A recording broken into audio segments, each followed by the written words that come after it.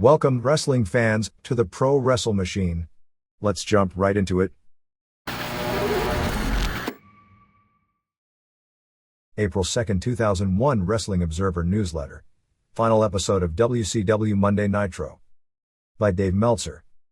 The purchase of World Championship Wrestling by WWF Entertainment this past week, combined with the ending of all wrestling programming on the Turner Networks, changes the entire landscape of the pro wrestling industry forever.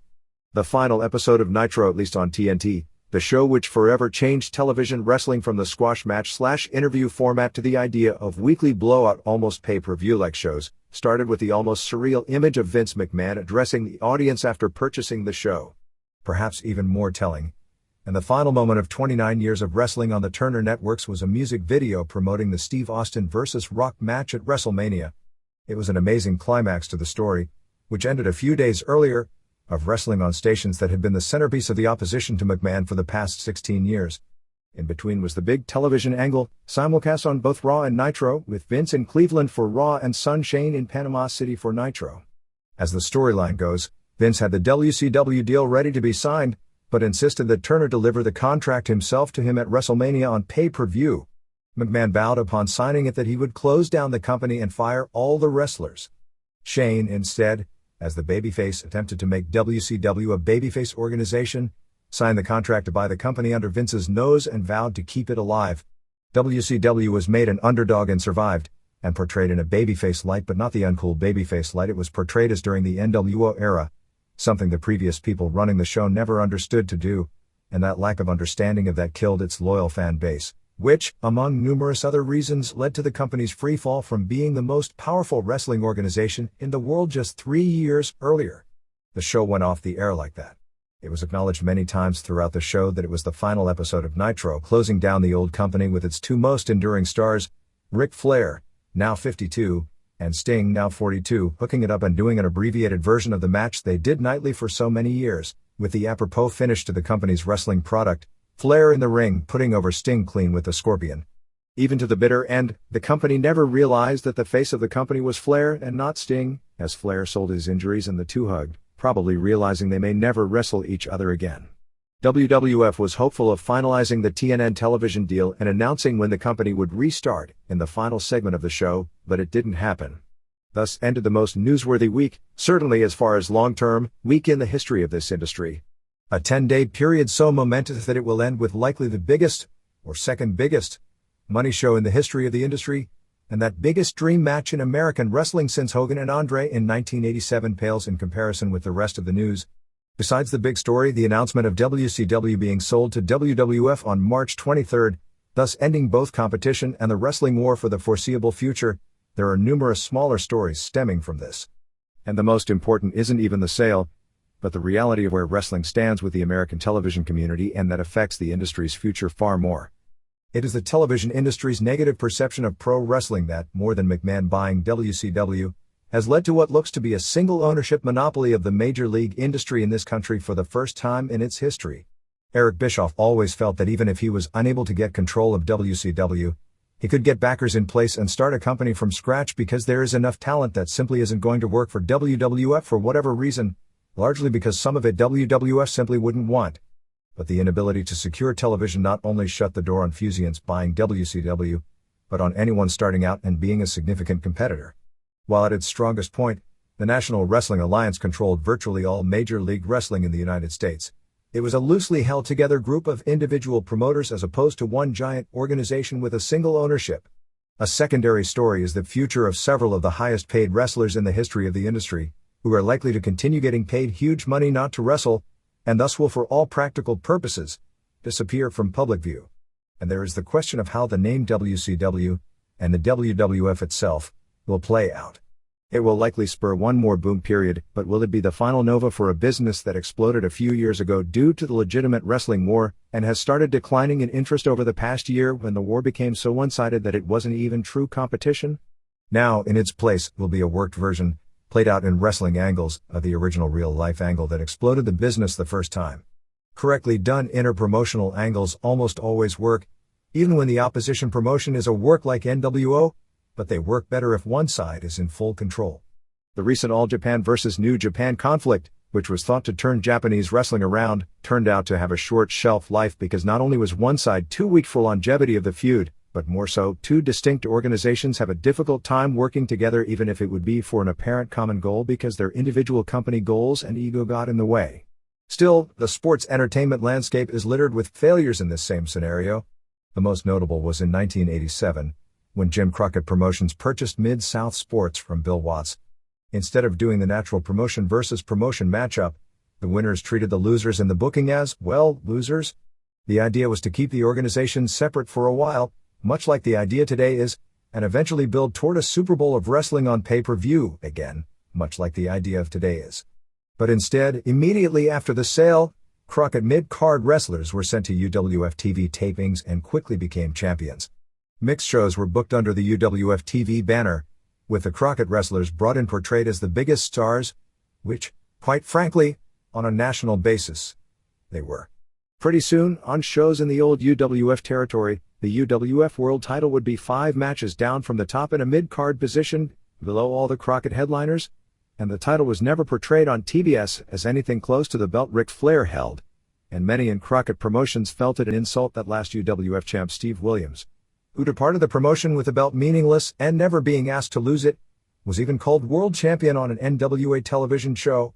Aside from Sting, who caught fire out of nowhere in a legendary 1988 television match with Ric Flair, sort of like Bill Goldberg did a decade later, the UWF wrestlers went nowhere, and the name quickly disappeared, as did most of the acquired talent used as fill-in guys who actually could have freshened up the stale top of the Crockett shows. Having blown the opportunity, only a few months later, amid financial problems largely due to stagnation of the talent at the top, bad finishes at house shows and too many turns and angles to where they meant nothing, Crockett himself went out of business. The interpromotional angle was killed almost as quickly as it started. On an even bigger scale was the death of the entire sports/entertainment form called roller derby, a team version similar to pro wrestling except a worked entertainment team sport.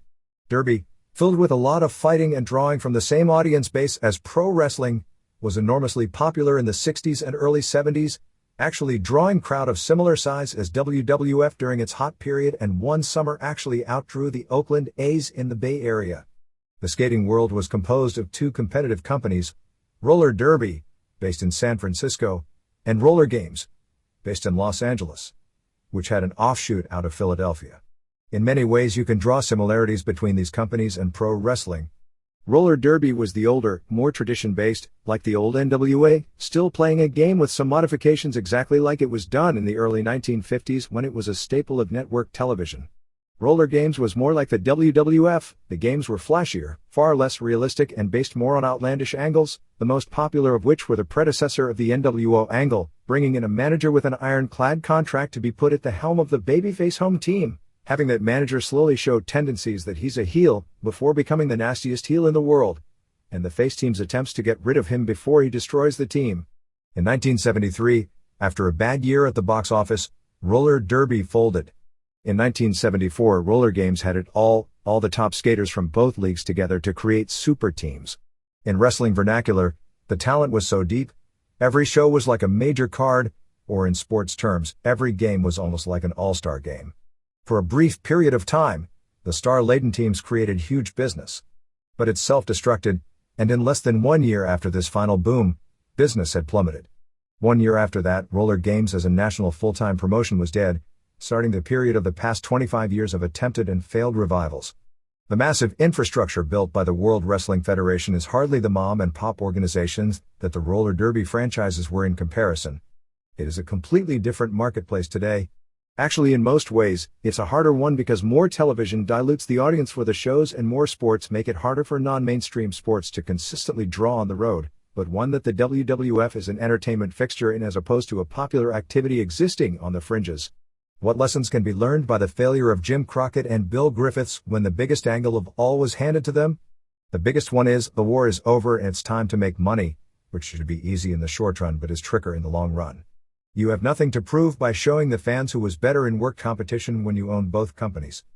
There was always a certain rivalry with Crockett and Watts over who had the best wrestling product. Even though McMahon still had the dominant national promotion because of publicity from New York and national syndication, both Crockett and Watts drew excellent television ratings and had large fan bases, actually much larger than the fan base WCW ended with after all the destruction. It was almost as if, when Crockett bought Watts, that the people in charge didn't realize they owned the competition and thus it was to their benefit now to make it strong. Instead, they booked as if they had to show the fans that they really were the best ones all along. Even McMahon and Hulk Hogan fell prey to this ego in 1991 when Ric Flair was handed to them, and Flair, whom McMahon owned, was never put over Hogan or fully acknowledged as his equal in booking or portrayal because of fear that acknowledging him fully, as opposed to in passing but acting like it wasn't important, as a world champion since he left WCW as champ without doing the job. Flair, still in their eyes, even while liked personally, represented the opposition they had spent so many years fighting, and this was their chance to prove they were the best all along. Griffiths, when he owned it all, portrayed his stars as bigger stars than the ones brought in when the opposition folded, and the traditional derby market fans, seeing their stars portrayed as second-rate, stopped going immediately. Their version of the game was over and as fans, most never came back. Those are the potential pitfalls of all this. Neither roller derby, nor Mid-South Wrestling, nor UWFI for that matter in the famous New Japan feud, had destroyed its audience base and loyalty the way West.C.W. had for the past 3 years. They were all down and out. That's why they were no longer in business. But they weren't burned to a crisp on the way down. It's not all negative. New Japan has made a track record out of doing hot programs like this, but in every case, they have not been even series and they usually take weakened companies and squeeze whatever juice is left out of them, putting their own company over and going on to the next troubled company. From the WWF standpoint, the key to making this work is the WCW has to raid talent from the WWF, and it has to be major talent that people care about and will be shocked to see go. The upside is it would force the WWF side to make main eventers out of people just under that level, making them seem like main eventers in the fans' eyes, while making the other side look like a bona fide threat. Ultimately, it does have to end the right way. WCW versus NWO failed in the ending, and while that wasn't what killed the company ultimately, it was one of many blunders along the way. The sobering thought of the past week is the television situation. 2 years ago, wrestling seemed like the darling of cable television. A wrestler was elected governor. 7 of the 10 highest-rated shows on cable were wrestling shows. Never mind that this was never the case, the media never picked up on how it was being hornswoggled, and it got repeated so many times in so many circles that it became one of those fake truths. While wrestling peaked with a very healthy figure of 12 million fans watching on Mondays, its legend grew to where people who didn't do their homework would spout things like more fans watch wrestling on Monday nights than NFL football, enough that a lot of people actually believed it to be true. Last year, when WCW was first put on the market, the negotiations ran in the hundreds of millions of dollars and there wasn't even the consideration the product wouldn't keep 2 valuable primetime slots on 2 of the strongest cable stations. Viacom was bidding at the same time for the valuable WWF franchise. There were more stations that wanted Big League Wrestling than there was Big League Wrestling. This past week, TBS and TNT canceled wrestling. Fusient Media Ventures, the company that had been announced in January as the buyer for WCW, still was in the game trying to buy the company. All they had to do was clear a cable outlet. With several major stations out there, and this is wrestling, and its ratings are still strong, one would think people would beg for the product. But, as ECW found out months earlier, which caused Paul Heyman to throw in the towel and accept the verdict the current landscape had given, that wasn't the case. USA Network publicly washed their hands of it, and didn't even want to negotiate. E had no interest. And after a last-ditch attempt to make a deal with Fox, for FX, failed, Fusient had to pull out. The saddest reality of the past week was not that one man now owns all of wrestling, but the barriers of entry to competition are such that economically he can't be challenged. A national product, and to really make money you need national exposure for the licensing and merchandising and, as well as what should be lucrative pay-per-view, needs a national cable outlet. And no cable station is interested. They weren't interested in cult favorite ECW.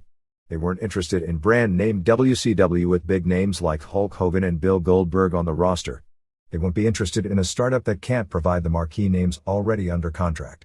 Because of the cost versus the rewards, the idea of promoting wrestling off syndicated television is dead in today's marketplace. You can't make up at the box office in a major market the cost of buying the television time as you could in another era. The idea of buying television time nationally runs into millions of dollars quickly with no revenue coming in, leading to the quick recent failures like WOW and WXO and the fiasco AWF a few years back. There's enough talent out there to start a very competitive opposition group to WWF. But when even WWF can't garner a primetime slot on a network it carried from obscurity for its new acquisition, it shows the television industry's current feelings on wrestling, and television is the lifeblood of the industry. Exactly how good faith the negotiations were from the WCW side is still a question. It is believed that Brad Siegel of Time Warner and Stuart Snyder of WWF, who formerly worked for Time Warner, began negotiating the deal in late February. Since their previous deal fell apart because of WWF's exclusive television contract with Viacom, even before Jamie Kellner made his statement killing wrestling on the station, they must have been leaning in that direction based on opening the serious aspect of the negotiations back up. Snyder was told in the negotiations weeks before it came out publicly that they were not going to sell to Fusient, even though Fusient was still negotiating with the idea they were likely to close the deal. Once Fusient pulled out due to its inability to close a television deal, WWF finalized the deal within days, likely at a fire sale price. No terms were announced, however, with the WWF being public. The figures should be able to be deciphered eventually in either the quarterly or annual business reports.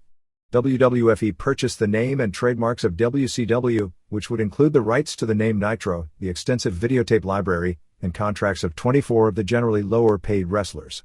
Time Warner would still have to fulfill the remaining contracts, as well as be responsible for the outstanding lawsuits and make goods for Nitro and Thunder underperforming in the ratings.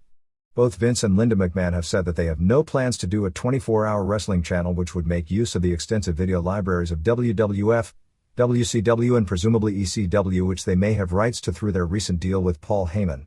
But even WWF, the entity that turned TNN around through the popularity of Raw, was unable to secure a good time slot. The new WCW weekly program will air Saturday nights from 11 p.m. to 1 a.m. No starting date has been finalized, but Shane McMahon told the WCW wrestlers in Panama City that they expect to get it on the air in 6 to 8 weeks. It would have been far more beneficial to try and work out a deal with MTV to air the WCW show in the heat spot, since that show is of little value to WWF, is sputtering in the ratings, but is still in prime time where it can draw from every age group as opposed to Saturday late night, which is forced to target a far more narrow demographic.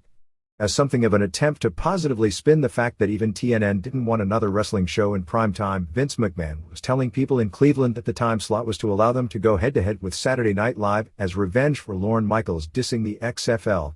There is no long-term, or for that matter, short-term battle plan other than to produce a television show. Talent is largely up in the air. The working idea is to tape the television every Wednesday night, so that the top WWF officials can be there after doing Monday and Tuesday tapings for WWF. The WCW brand would be kept separate with, at this point, the wrestlers only doing the Wednesday tapings. There are no plans for house shows or pay-per-view shows under the WCW brand at this point. The idea is that if and when the WCW brand gets hot enough, then they would start touring and doing pay-per-view events, and there is no timetable. Here is where it gets tricky. The working idea is that no WCW wrestlers would appear on Raw or SmackDown, however there would be a few WWF wrestlers that would appear on the WCW television show. Most likely the WWF wrestlers would be portrayed as the stars on WCW television because they would come from the Strong Show, which immediately would start casting the existing WCW wrestlers as the WWF's B team. The bad television time on TNN is compared with Raw and lack of network exposure as WWF has, and lack of pay-per-view as WWF has, would also accentuate all that. Would WWF take the tact of sending the bigger stars with more exposure over to the other show to be portrayed as lesser stars than the stars from the other company as a way to rebuild the perception of stars on WCW? Would that portrayal increase the value of the people they attempt to present as stars on what would be a show in a secondary time slot? Is it even possible to convince the fans that stars on Raw aren't as big as stars as those who only appear once a week and never on pay-per-view? Obviously the idea is not to keep them separate forever, and the promotion versus promotion angle in theory should be a huge money maker, but not until the WCW perception is rebuilt. The trick now is to rebuild WCW to where it is seen as a threat and near equal of the WWF, but you don't want to kill your golden goose, the WWF, in doing so. Even then it becomes tricky, because you can run the angle for so long, until WCW versus NWO, it runs its course and one side has to win ultimately. And the side that wins is the name brand, which is WWF. It will be very hard, and it may be next to impossible, to rebuild the WCW brand for more than a short flame given those limitations. A great television show every week would overcome a lot of those perceptions, But anything less than great television, particularly in that time slot, is going to be seen as an afterthought show that the majority of fans will skip. The ratings for Heat as the current C show over the past year have shown that. And Heat airs in prime time as opposed to a time slot when a large percentage of the existing WWF audience too young, and a solid percentage of whatever carryover of the WCW television audience too old, are unlikely to watch. A hot show will find a way to draw viewers, and there will be initial curiosity, but the XFL also showed how long initial curiosity can carry a television show. Of course, pro wrestling is the McMahon's field of expertise. But the majority of WWF fans also choose to skip Heat. There is also the Shane McMahon factor. Clearly, his being sent there is not to fail. The last thing the McMahon family wants is the perception that the heir to the company, when given a shot on his own publicly, and in reality, this is a WWF deal and not a Shane deal, is that he doesn't turn things around. Decisions as far as announcers, road agents, bookers, writers, etc. have not been made, other than things don't look good for Ed Ferrara, and may not for Tony Schiavone.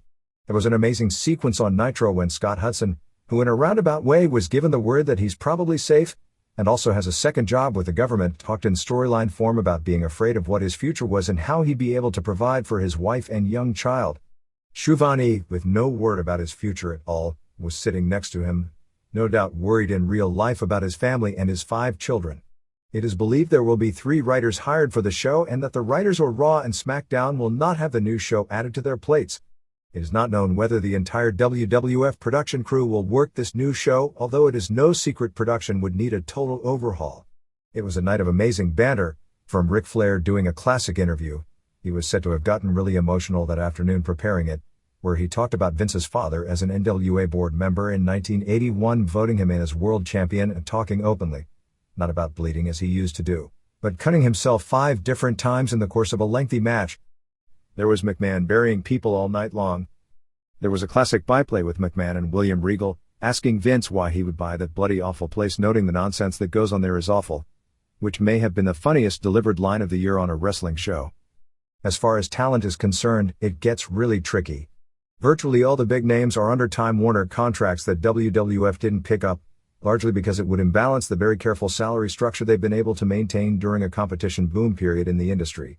Talent for this new WCW will likely be comprised of the current lower-level wrestlers with WCW who have low contracts, any of the higher-priced guys who are willing to come for a lower deal, perhaps a few disenfranchised ECW guys, in particular smaller wrestlers like Little Guido, as well as some of the WWF developmental talent that is ready for a spot but haven't broken the deep WWF roster.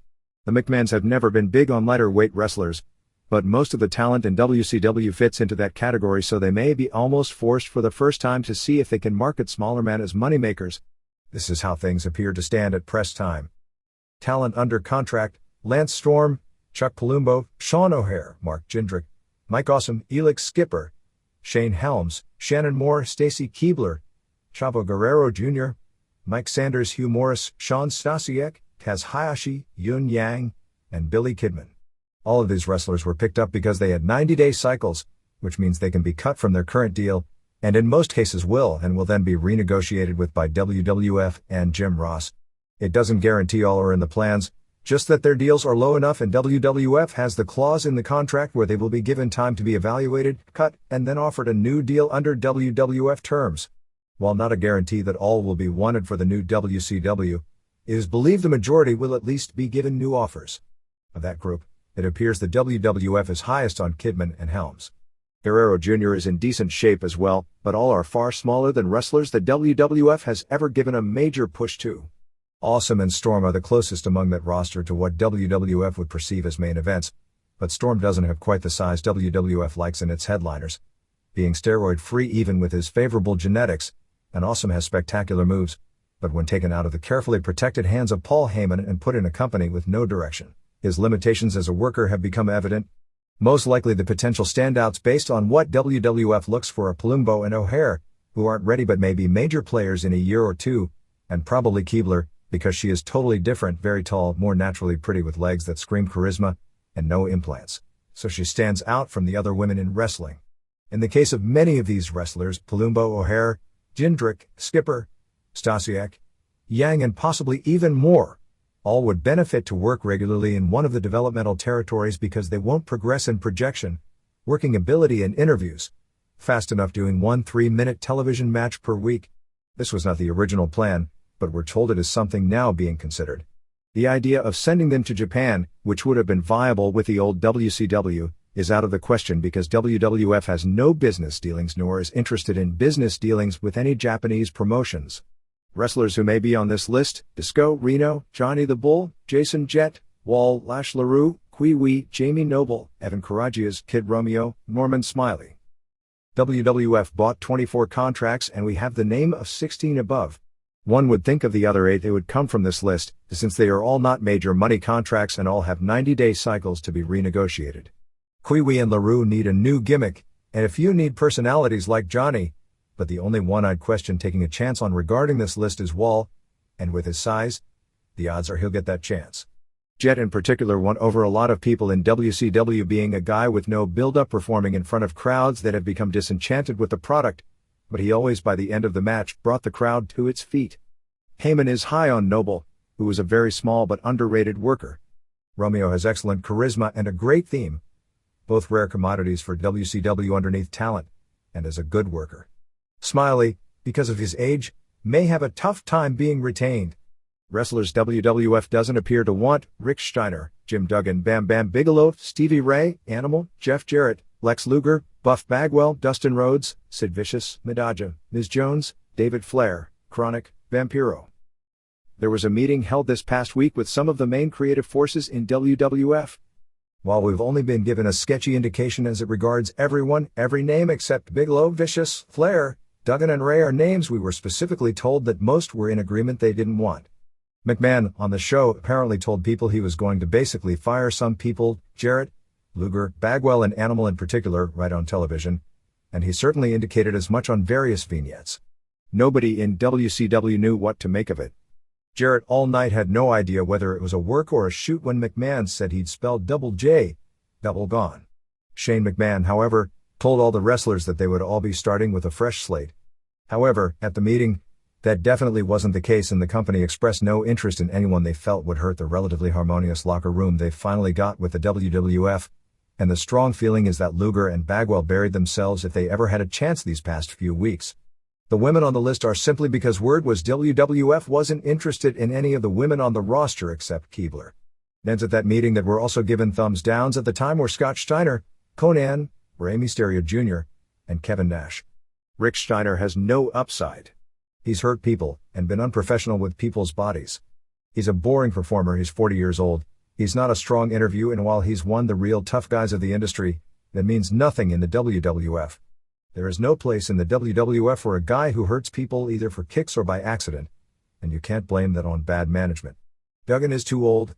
Bigelow doesn't have it anymore. Ray hasn't even been used. Animal is a waste.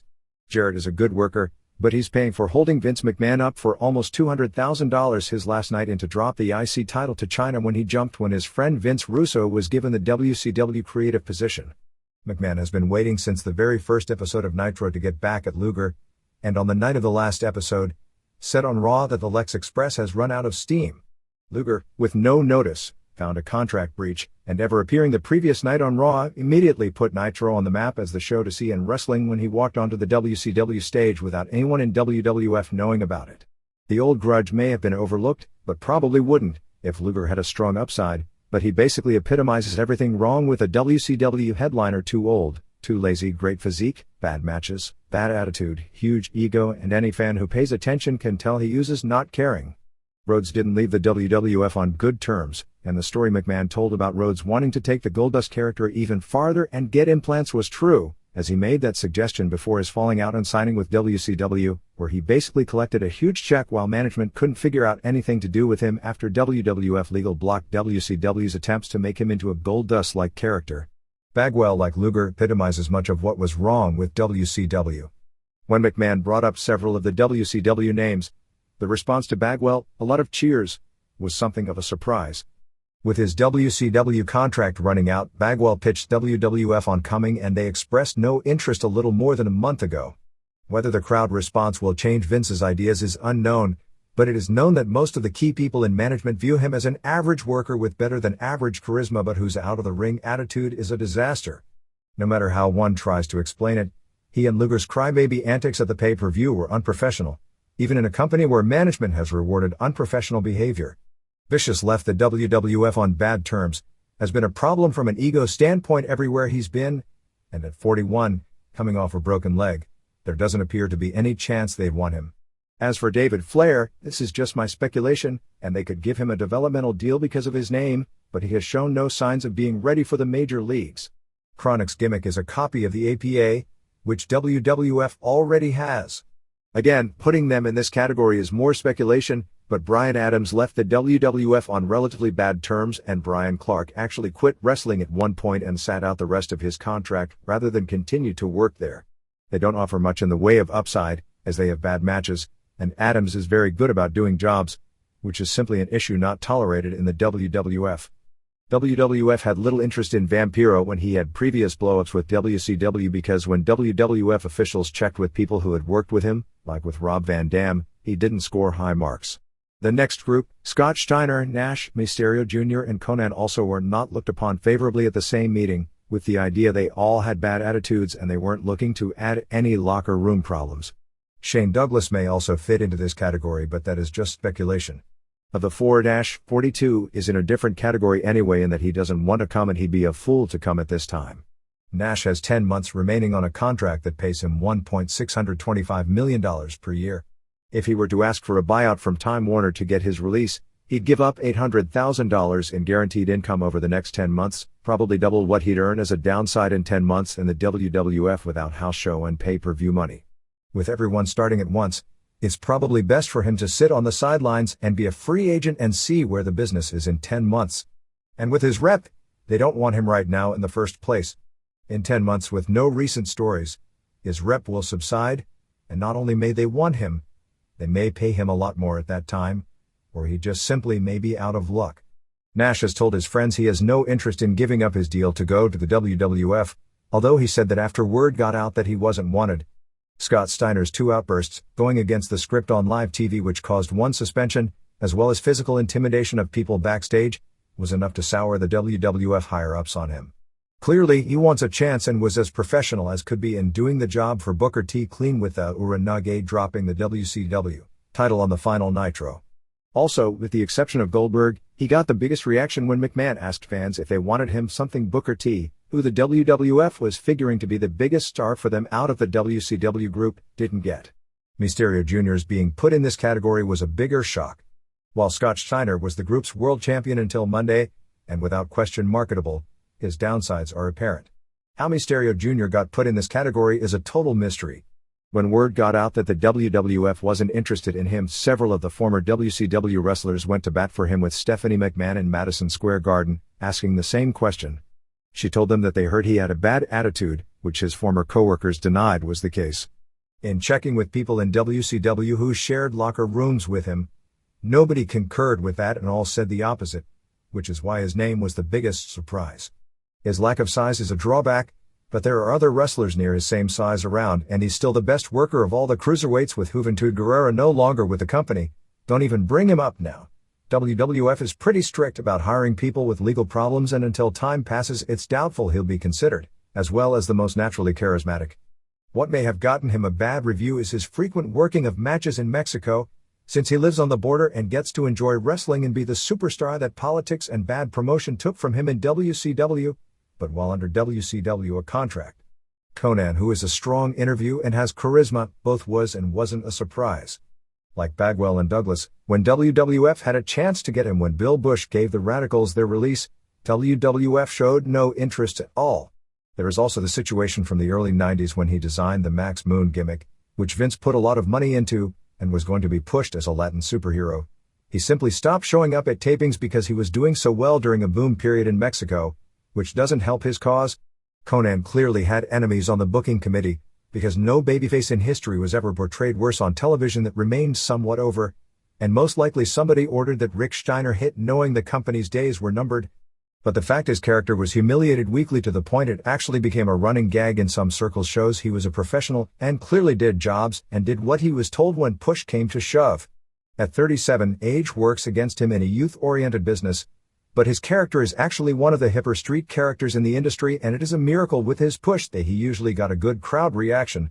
He's known for publicly speaking his mind, which is not considered a positive in company where wrestlers rarely stray from the corporate opinion.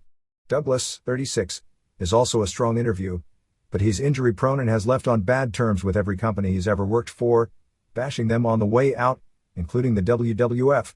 He's made comments directly at Vince, and while they did consider bringing him in after he quit ECW this last time, he's not strong in the ring, which works against him. Question marks we haven't covered are those with big contracts: Sting, DDP, Alex Wright, Canyon Cat, Ric Flair, Booker T, Bill Goldberg. Sting has about a year left on a deal which pays him close to $2 million per year.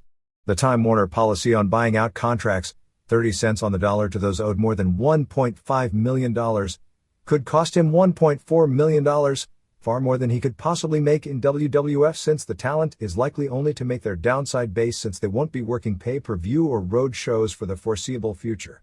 He would be a fool to ask for a buyout to get released from his contract to go to the WWF. WWF also may not be interested in him anyway, as he has a star attitude, hasn't wrestled a full schedule in years, and is 42. DDP, who turns 46 or 47, depending upon who you believe, next week, is a damn good worker and there is interest in him. However, he's in a similar situation as Sting, although it could probably cost him in the range of $750,000 to ask for a buyout, which again is a figure he's not going to make up working the WCW schedule. Friends say he may take the year off to become a motivational speaker and collect his WCW contract. Nobody can predict what the wrestling landscape will be in 1 year, as it comes to companies starting up the television situation, or if McMahon will be hurting for fresh talent and he'll be in the right place at the right time. I have little doubt for a run on top against the top WWF talent, Page would ask for a buyout, but it may not be the prudent thing. Wright is on this list because of the fluke of not having 90-day cycles in his contract, so WWF wouldn't buy the contract. Wright is a tremendously underrated in-ring performer, but has never shown the charisma necessary to be a star, even though he's had numerous chances. WWF has always liked Canyon, because he has size and is a very good worker, and in the past has let him know if he could get out of his WCW deal that he would have a place for him. The only reason his contract may not have been purchased was likely because it was a high dollar amount, but if he'd take the cut, they'd certainly take him. Cat is a question mark. Some find him entertaining. Some see him as overrated. He's not much in the ring. The word on him is that if he is willing to come in at what they would call a reasonable rate, they'd consider him, but it's not a big deal either way.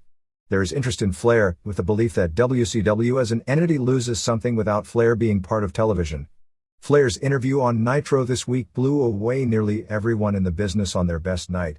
If motivated and having something he feels interested enough in to talk about, his delivery and his words are as good as it gets. He no longer should be in the ring, except maybe for a retirement tour or a rare occasion with the right angle, and never on free television. Fact is, Flair resurrected his career a few years ago while he was on the shelf after rotator cuff surgery. The first time, not the most recent time, just by coming out every week and saying, "Mean, by God, Gene, who?" Also, as long as he's portrayed as the venerable babyface, he's been the biggest ratings draw in the company. Whether the taint of the past year has damaged him from ever being that again is unknown, but it's not like he hasn't been booked to be buried underground 100 times over the past 13 years, and his career just never dies. The question is, how high are they willing to pay someone to work in PR and do an interview, particularly since he's burned out in that overdone heel position of power role. And by the way, who is that guy who kept attacking the Magnificent Seven? Booker T wasn't on the list because of his high contract, believed to be $750,000 per. Of every wrestler in WCW except Bill Goldberg, WWF is believed to be highest on him to be a top star. Doesn't hurt that he's African American, and WWF in that category aside from Rock, who half the world doesn't believe is black even though he is. The invisible D'Lo Brown and the aging Farouk is a classification WWF is very weak in, and those racial discrimination lawsuits, whether justified or not, are a bitch. He's expected to be the first guy given the chance to be a top guy. Which leaves us to the most intriguing person and the man with the most potential to draw monster business, Goldberg. Immediately when the sale was made and people talked about interpromotional matches, it was Goldberg versus Austin, Goldberg versus Rock, and Goldberg versus Triple H. The constant was Goldberg. Goldberg has 2.5 years at more than $2 million per year. Truth is, if he was given the monster push, because of the potential of those dream matches, he would likely be worth more than that to the WWF. But they aren't going to guarantee it, because doing so would upset the entire salary structure. That monster push will also upset some apple carts because he's going to have to spear and squash everyone moving up the line, or his box office value will be ruined before he gets to the big matches. WWF will find out who are really the team players in this situation when top guys are asked to lay down in 2 minutes with no funny business to get him ready for Austin, or whomever is the money guy at that point. Goldberg also has a rep for not wanting to do jobs, being that the one job he did hurt his career badly, and wanting to do things his way, which isn't something that fits in well with the WWF. Most WCW wrestlers don't think he'd last in the WWF. The strong betting line is that WWF doesn't attempt to make him the big offer they'll need to if they really want him, and he'll continue to collect until late 2003. When Goldberg was the media darling of wrestling in late 1998 and on fire with the streak and the belt, who would have ever thought he would be basically out of the business barely 2 years later? Vic Ebersol, for the first time in a March 26 article in the Washington Post, talked seriously about NBC not carrying the XFL next season. Ebersol said in the article that even though NBC made a 2-year commitment to the league, it's going to have to show a marked swing in the ratings in the postseason for it to have a real shot beyond this year, just from an advertising standpoint. Ebersol said the decision on whether NBC would carry a second season would be made no later than the end of April. He blamed the ratings failure of the league on lack of superstars, which fuel interest in all sports. He said the lack of superstars coming to the fore in the first few weeks of the season led to the ratings dropping. However, WWF did attempt to create superstars, such as Tommy Maddox, John Avery, Roddy Haydney-Smart and New York coach Rusty Tillman, but the public never bought the idea that people who weren't in the NFL were true football superstars. Ebersol also said what didn't work out was the belief that the media would pick up on their theme for the league of being the little train that could, focusing on the low salaries the players were making as a way to romanticize the game as compared to the NFL. However, the media wasn't buying the XFL party line on that story. McMahon's big interview on the league this week was with frequent league critic Richard Sandomir of the New York Times, where he also teased the possible ending of the league after the first season by saying, "If we have no network TV partner, we have no league." McMahon said they have had preliminary talks with UPN about being the flagship network and said he believes they are interested. However, the UPN ratings for XFL were even lower than the much ballyhooed XFL ratings, and UPN affiliates were complaining about having to carry the games as opposed to being able to air syndicated reruns of television shows on Sunday nights that would draw much higher local ratings. Basil DeVito, who is running the league for McMahon, said the league would definitely continue next season with UPN and TNN, noting the misleading claim of 25,000 per game in attendance. That figure is the number of paid plus papered tickets that are passed out, and not the figure actually in the buildings, which is considerably less. As if you give a Jiffy Lube 50 tickets for customers and they give away 10, it counts as 50 tickets, and saying ratings on UPN and TNN aren't bad. Actually, the UPN game may be the lowest rated primetime show of the week among all 6 networks. NBC game has been for weeks by far the lowest of the big 4, and TNN ratings are now well below that of the defunct Roller Jam, let alone that of the cancelled ECW level they fell below by the 4th week of the season, and have fallen each successive week. UPN's contract with the XFL gives it the option to cancel at the end of the season, and many affiliates were pressuring the network to make that decision before this season ends so they can work on their scheduling for next season. NBC's contract was for 2 years, but it appears the network is willing to break the contract and pay a penalty rather than go through a second season with record low ratings. The TNN contract requires the network to carry XFL as long as the WWF wants them to. The past 5 weeks of XFL games on Saturday night have resulted in 5 of the 8 lowest rated shows in the history of primetime television on the Big 4 networks, and it is generally expected the rating on March 31st, going against the NCAA basketball semifinals, will break the current all-time record of 1.6 set on March 17th. McMahon blasted the NBC pregame show, which NBC had creative control of, which has turned into a controversial subject stemming from his comments on it during the Bob Costas interview. The show, which aired in several markets around the country, was canceled after the 4th week of the season due to anemic ratings. McMahon claimed he thought the show would air on Sunday mornings, which makes no sense for an NBC pregame show to air the day after the NBC game, but that NBC wanted it on Saturday and said, like a good partner, "We agreed. I heard it was horrible. Had I seen it, I would have shut it down." McMahon in the interview said the full access to the locker rooms was a huge miscalculation, figuring fans would get to see coaches screaming at players and players throwing garbage cans at the wall. He also once again said hiring Jesse Ventura to announce was a mistake. However, he stopped short of saying Ventura wouldn't return if NBC was back for next season, saying he wasn't sure, but called it unlikely that Jim Ross would be back. He said he would no longer try to pump up ratings by hyping peripheral antics, since they ultimately failed attempting such in recent weeks. McMahon said he thinks the league will make it, but refused to say it would for sure, saying, "I'm not ego-driven about it. But it's a dream that I think will work." XFL ratings have become harder to come by in recent weeks. For March 24th, the NBC game drew a 1.8 rating on the Fast Nationals, identical to the previous week where the final rating dropped another 0.2. The UPN rating was unavailable other than it did a 1.3 on the overnights, which indicates about an 0.9 national number. The TNN game did in 0.55 cable rating, which translates into an 0.43 national rating, indicating the weekend come of about 2.9 to 3.1, well below the 10.5 level sponsors were promised. A night of upsets including two of the biggest in the history of MMA, and pro wrestling angles that almost nobody but Antonio Inoki could understand, with the big stories of the Pride 13 pay-per-view show held March 25th at the Saitama Super Arena. The big news was threefold, all based around Kazushi Sakuraba. First, Sakuraba lost to Wanderlei Silva in just 1:38 in the main event when the referee stopped the match after Silva bloodied up Sakuraba's nose and was nailing him with knees on the ground as a result of the new rule changes. Second was that Sakuraba vs. Silva drew a near sellout in the huge arena and multi-million-dollar gate. The official announced attendance was 20,600, but live reports indicate the building, which holds just under 27,000, was just shy of a sellout. Either way, to draw a crowd of that size for what was basically a junior heavyweight championship match against a tough opponent, but one with no name value, speaks volumes for Sakuraba as a draw. But third, and most important, since you can't 100% predict a shoot, this show was the prime example of that, and with fighters the caliber that they have become and as well-rounded as they have become, there are so many different ways to lose, nobody can go unbeaten over the long haul. The position of number one is based more on myth and opinion than anything else that can be proven beyond a doubt in the ring.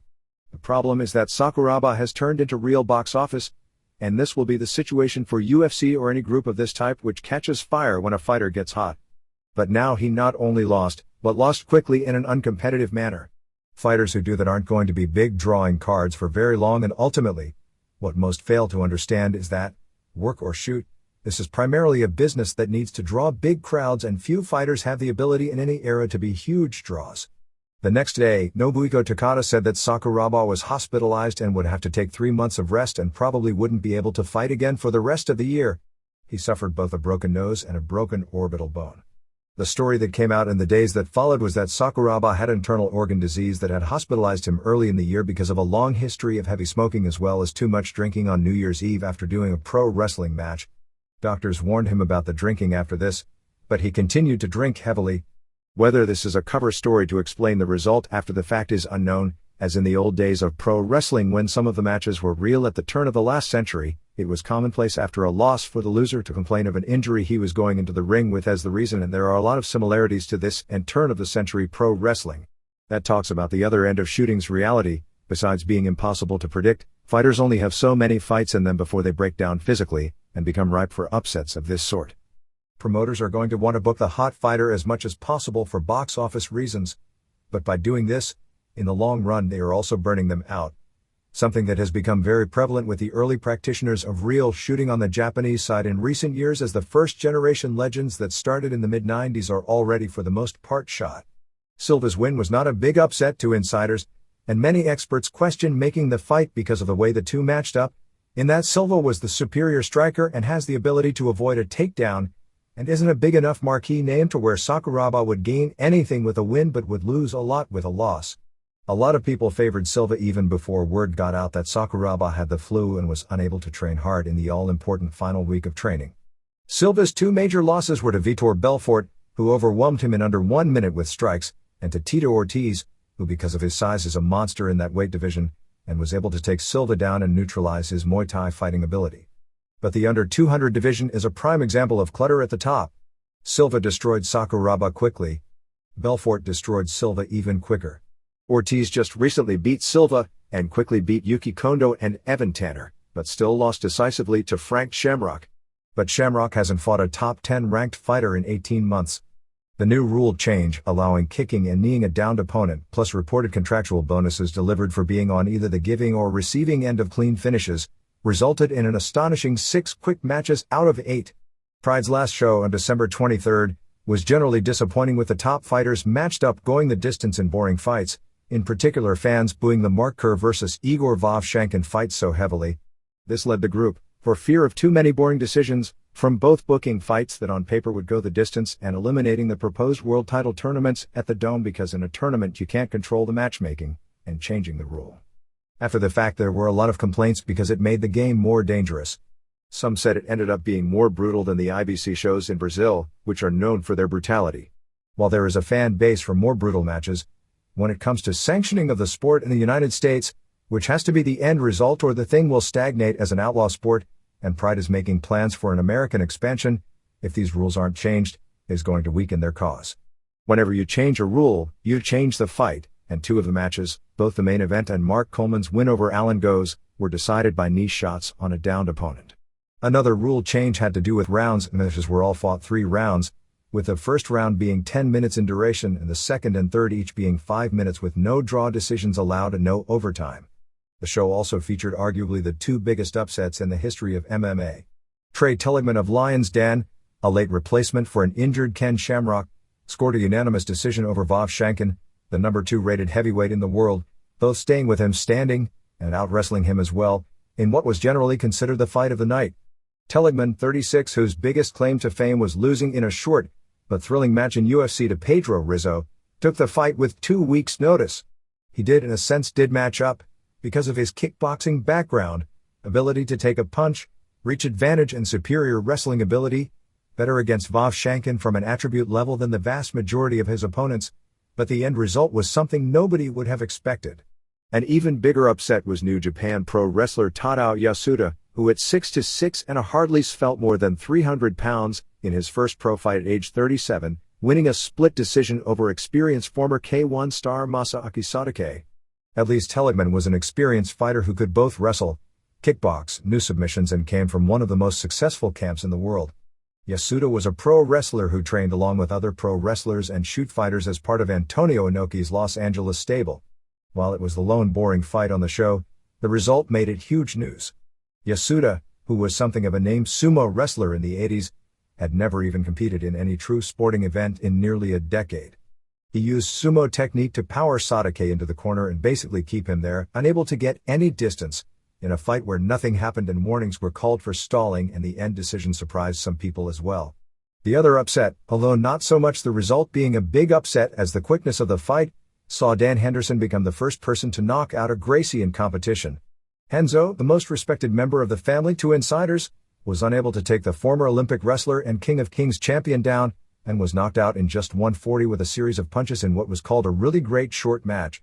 In the strange part of the show, Antonio Inoki, who has a strange dual role of being heavily involved in the booking of this group as well as the booking of New Japan, did several pro wrestling angles on the show. Inoki came out after intermission for an interview, and naturally got by far the biggest reaction of anyone on the show, saying that he was going to take over New Japan, doing the outsider angle, trying to take over.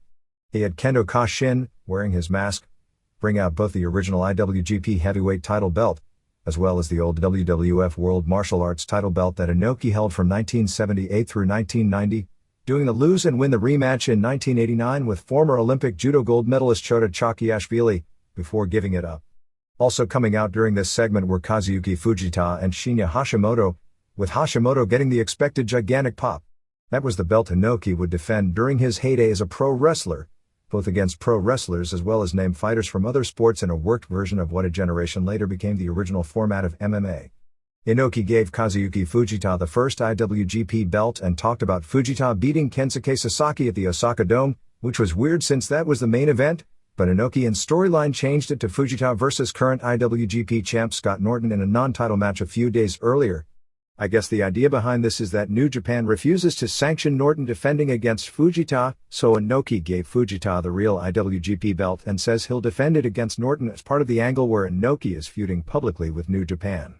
Inoki then announced that the winner of the Coleman, current Pride World Heavyweight Champion, versus Go's match, which came up after his interview, would be given his WWF World Martial Arts title belt, something that no doubt should fascinate the WWF as well as their attorneys. Later in the show, they did another pro wrestling angle. Kendo Kashin by this point had taken off his mask and came out under his real name of Tokumitsu Ishizawa and challenged Ryan Gracie, who thrashed him badly on August 27 at the Seibu Dome, resulting in basically killing his pro wrestling heat. Gracie came out, apparently not fully aware of how pro wrestling operates, and said that he wanted to fight in the next Pride show, but didn't push the idea of fighting Ishizawa. Inoki basically blew off Gracie, and kept pushing the rematch, which makes little sense given the result both in the ring and afterwards to the career of Ishizawa from the last fight. Nevertheless, the match was strongly pushed for the next show on May 27 from the Yokohama Arena. The show will air on pay-per-view in the US starting on April 6 and in Canada starting on April 13. The May 27 venue shows a scaling back, because originally the plans were to hold world title tournaments in two weight divisions this year in March and May at the Tokyo Dome. Besides the Ishizawa match, they've strongly pushed singles matches for Silva, Herring and Pro Wrestling Noah's Yoshihiro Takayama for that show. They are talking about Gary Goodridge as a potential opponent, and if that's not a worked match, the probable end result would serve no purpose for Noah to allow it. 1. Vitor Belfort choked out Bobby Southworth in 4:09. Southworth had a 2-0 record in King of the Cage in California, but wasn't in Belfort's league. Belfort took him down twice in this one-sided match before getting the choke. 2. Guy Mezger knocked out Egan Inoue in 2:25 with a right. This match went largely as expected, with Inoue unable to take Mezger down and Mezger dominating standing, taking Inoue out with a right hook. There was a botched impromptu angle as Mezger after the match challenged Egan's more famous brother, Enson Inoue, to a match. Inoue had announced his retirement at the last show after losing to Heath Herring. Inoue said that he had retired, thus turning the challenge down, and both shook hands after the match. 3. Heath Herring defeated Denis Sobolov from Russia in 22 seconds with an entangled arm lock. Sobolov was from Satoru Sayama's Seikendo promotion, and in most cases, when the Seikendo guys venture into other groups, they get hammered. A lot of people see Herring as the best chance for an emerging superstar in the heavyweight division with his combination of wrestling and kickboxing. 4. Dan Henderson knocked out Renzo Gracie in 1:40. Gracie was unable to take the former Olympic wrestler down and was knocked out standing. While Gracie was certainly the favorite, making this the first in a string of upsets, the big shock was how quickly and decisively the match ended, because it would not have been a huge upset for Henderson to win via decision. 5. Mark Coleman defeated Alan Goes in 1:19. Goes, who weighed in at 213 pounds, actually looked bigger than Coleman, who trimmed down to 223 pounds. The new rules made the difference here. No surprise that Coleman was able to quickly take Goes, a former Brazilian Jiu-Jitsu world champion, down and even mount him. Coleman quickly finished him with a series of hard knees to the head which knocked Goes out. Goes looked to be out on the first knee, but took 3 more before the referee stopped it. Goes didn't even know, because he got right back up and continued fighting. Goes most likely suffered a concussion since he threw up when he got back to the dressing room. Inoki presented Coleman with the old WWF World Martial Arts title belt after the match. 6. Tadao Yasuda won a split decision of Masaaki Sadake in 20 minutes. Match was described as awful across the boards. Yasuda pulled off the upset doing about the only thing he could do to win, which was to use his size to bull Sadake into the corner, and keep him there, so he couldn't get any distance to throw punches. Both guys received yellow cards for stalling in the first round. Second round was more of the same, although there was an exchange of punches which Sadake naturally got the better of. Reports of Yasuda's punches were that most fighters tap out harder than he punched. Just as the round ended, Yasuda took Sadake down. Third round was more of the same. Crowd hated the fight, but because Yasuda was expected to get destroyed quick by everyone, he became something of a sympathetic babyface for finding a strategy to survive. Realistically, even though one could say Yasuda imposed his will in that the fight was under his terms, therefore he should have a slight edge, the Pride rules which call for a point if there is a weight difference of more than 22 pounds, difference was close to 70 pounds, should have given the fight to Sadake. Pro wrestlers Hashimoto and Brian Johnston were in Yasuda's corner, and Yasuda was crying in the arms of Johnston after the decision was announced. Yasuda took the fight largely because he was in such deep financial debts due to a gambling problem which resulted in his family leaving him, and his wife and daughter reunited with him after the fight. 7. The second huge upset of the show, Teligman won a unanimous decision over Vav Shankin after 20 minutes. UFC champ Tito Ortiz came out to give both men flowers before the match. At first Teligman wouldn't accept them because of the heat between Ortiz and Lyons Den stemming from Ortiz wins over Jerry Bullender and Mestre at UFC and the t-shirt he wore rubbing it in after the Mestre fight which saw Ken Shamrock get in his face. The first 6 minutes of the match made it the fight of the night. The two traded hard punches standing with Teligman staying with Voshankin all the way. Voshankin kicked Teligman low about 6 minutes in, which looked accidental, and caused a 2-minute break. When they restarted, Teligman was very aggressive and put Voshankin on his back. Voshankin held onto a guard but Teligman punched him from the top for the rest of the round. Voshankin looked tired at the end of the round. Second round saw them trade punches early before Teligman took Voshankin down pretty quickly, and it stayed with Voshankin holding him in the guard. That round didn't have much action. Third round was more of the same, with Teligman taking him down and keeping him there. A stand-up was ordered, but Voshankin was tired and couldn't do much at this point. 8. Wanderlei Silva defeated Kazushi Sakuraba in 138. Ortiz came out again wearing his UFC belt and gave flowers to both guys and kissed Sakuraba. Clearly the promotion was expecting a Sakuraba win, as before this match, they played a videotape feature on Rickson Gracie. The Sakuraba illness was not an excuse created after the fact, as before the show even started, backstage people were starting to favor Silva because of word that Sakuraba was coming off a bad flu, and that Silva was coming in with a significant weight advantage. It may have been 20 pounds. Silva overwhelmed Sakuraba with hard punches and knees, which put him on the ground. Silva kept throwing knees to the face, busting Sakuraba's nose, and leading the referee to stop the fight. While Sakuraba was not seriously injured, most reported indicated that if anything, the stoppage was on the late side as opposed to the earlier side. Sakuraba gave Silva his Saku championship belt after the loss. Sakuraba asked for a rematch on the house mic after the loss.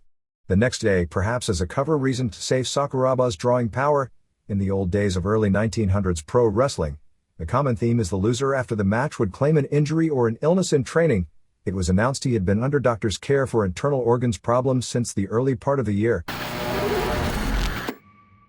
Brings the first pro wrestling company to make the complete transition from working to shooting, finished this year's King of Kings tournament with spectacular results on its February 24th show at Tokyo Sumo Hall before 10,260 fans. The show, which aired live on WowWow equivalent to HBO in the US, opened with a shoot match of the year candidate, finished with a conclusive overall champion, and was the kind of show, due to the style variations in different fights and skill level of everyone who had survived the 2 earlier tournaments to make the final 8, that MMA aspires to be but rarely comes close. The big winner of the $200,000 first prize was Brazil's Antonio Rodrigo Nogueira. Nogueira may have been the best fighter last year as well, but was robbed of a decision in the semifinals against eventual winner Dan Henderson. The 226-pound new generation protege of early MMA star Mario Sperry won a very competitive mat wrestling masterpiece over Folk Han, who at the age of 40, if not older, sealed any doubts as to whether he was the real deal with his performance, before getting submission wins over Hiromitsu Kanehara and Valentijn Overeem. As with any tournament, luck played a major part. Without question, the most spectacular match of the night pitted 195-pound Dave Mena of Minnesota against veteran pro wrestler, 203-pound Kanehara. Kanehara, because of his complete style of punching, kicking, wrestling and submissions, has had a knack for having many tremendous shoot matches over the past 2 years after a career where he was one of the most underrated workers in pro wrestling. He could do it all, but lacked some in the size and charisma department. Mena, coming off a win 1 week earlier in a very tough Man 8 tournament overseas, has improved tremendously since last year's tournament. He was sharper than Kanehara in the first round, in both boxing and wrestling. Mena blocked a belly-to-belly suplex attempt target position on Kanehara's back and later suplexed him in the first round. They had several tremendous standing exchanges with Mena winning the round. Mena was cut on the bridge of his nose from a punch at the end of the round, but unknown to anyone but Kanehara, he suffered a painful broken rib during the round. The second round, if anything, was even more exciting. Kanehara, broken rib and all, took control, taking Mena down and pounding him for a while and came close with an armbar. He got a facelock late in the round. While Kanehara clearly won his round stronger than Mena won his, by the round scoring system, it was a draw, sending them into overtime. Both men were physically spent. Neither seemed that excited about having to go out again. With both exhausted, there were more great standing exchanges before Kanehara rocked Mena with a punch sending him to the canvas, and the ref waved off the fight. Mena thought it was a quick stoppage, and it was debatable. but on replay, he looked to have gone out momentarily from the punch. Kanehara had abrasions all over his face when it was over. Both looked like they'd been through a war. Nogueira vs. Han was altogether different. Perhaps the best of the current Brazilian Jiu-Jitsu submission specialists against the maestro of Russian Commando Samba.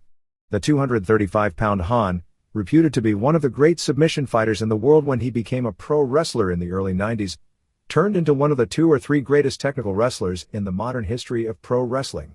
Han showed the reputation from his youth was deserved. He was the crowd favorite among the final 8 because of his longevity and his status as a pioneer of the company, and his age gave him the symbolic babyface positioning. One has to give him enormous credit. He may have been a submission master, but until the last year, he had never fought in competition where punches were part of the game. At his age, to learn stand-up, and defensive stand-up, to get this far, is unbelievable. He was more competitive with the eventual tournament winner than anyone, and clearly came away with a huge moral victory. It was some of the best mat work you'll ever see in a shoot, with the younger Nogueira winning a unanimous decision. First round saw both constantly move for submissions, but neither was ever in great danger. Nogueira's advantage was he was on top more. Other than that, it was an even round. The second round was highlighted by Nogueira getting a knee bar. Han looked in tremendous pain from the move. He somehow escaped from what appeared to be certain defeat, but that probably made the difference in the decision. Next up was yet another near classic, with UFC heavyweight champion Randy Couture facing another man who has been a long-time top-level performer in both pro wrestling and a solid star in shoot, Tsuyoshi Kosaka. Both appeared evenly matched, each at 224 pounds, with different strengths.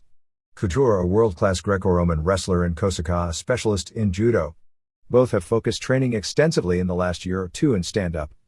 Couture fought his fight, continually tying Kosaka up as one would do in Greco-Roman, tiring him out by using his greater skill. He'd tie him up, break his right arm free, and deliver flurries of uppercuts with it while using the rest of his body to keep Kosaka in place long enough to score. He was winning the first round until Kosaka finally was able to use his strength, taking Couture down with a judo throw and pounding on him with body punches on the ground for just about the rest of the round. Just before the end of the round, the two accidentally bonked heads and it opened yet another cut on Kosaka. The first round was even. Second round was Couture's. He continually tied Kosaka up and would throw punches. Kosaka went for the same judo throw, but Couture was ready, blocked it, and got on top. Couture punished him from the top and Kosaka's previous cuts were bleeding badly. At one point the match was stopped to check Kosaka's cuts and there was consideration to stopping it. But the doctors allowed it to continue and it was more of the same. Couture would tie him up in his strength, throw right-hand punches and knees, as Kosaka started to tire. Couture blocked his attempts at judo throws twice and toward the end, threw him down hard on the mat, and win a unanimous decision. Still, based on style and viewing this performance, Couture, who always remains focused and under control in a fight, likely from his experience at the international level of wrestling, will probably be the underdog in his upcoming title defense against Pedro Rizzo on May 4th. The classics were over. Valentin Overeem of Holland destroyed veteran pro wrestler and journeyman Norihisa, formerly Yoshihisa, Yamamoto in 46 seconds with an armbar. Overeem looked scary sharp with his punches and his nearly locking on a guillotine before powering into the armbar in the final first-round match of the tournament. His brother Alistair Overeem, in a non-tourney match, made short work of Vladimir Tchanchuria of Georgia of the former USSR, with a choke in 107. Kanehara may have been the story of the night. He came out, ribs all taped up, and his face all marked up, to face Nogueira. Between the 23-pound size advantage and Kanehara's condition, it should have been a slaughter. But it was anything but. Nogueira had the advantage the majority of the fight, but the first round contained one reversal after another on the ground to the point it almost looked like one of those old-style UWFI or rings work shoot pro wrestling matches. By the end of the first round, Kanehara was bleeding from several spots on his face. When the second round started, Nogueira was able to quickly sink in the choke at 27 seconds to go to the finals. Overeem shocked Couture in the other semifinal, winning with a guillotine choke in 58 seconds.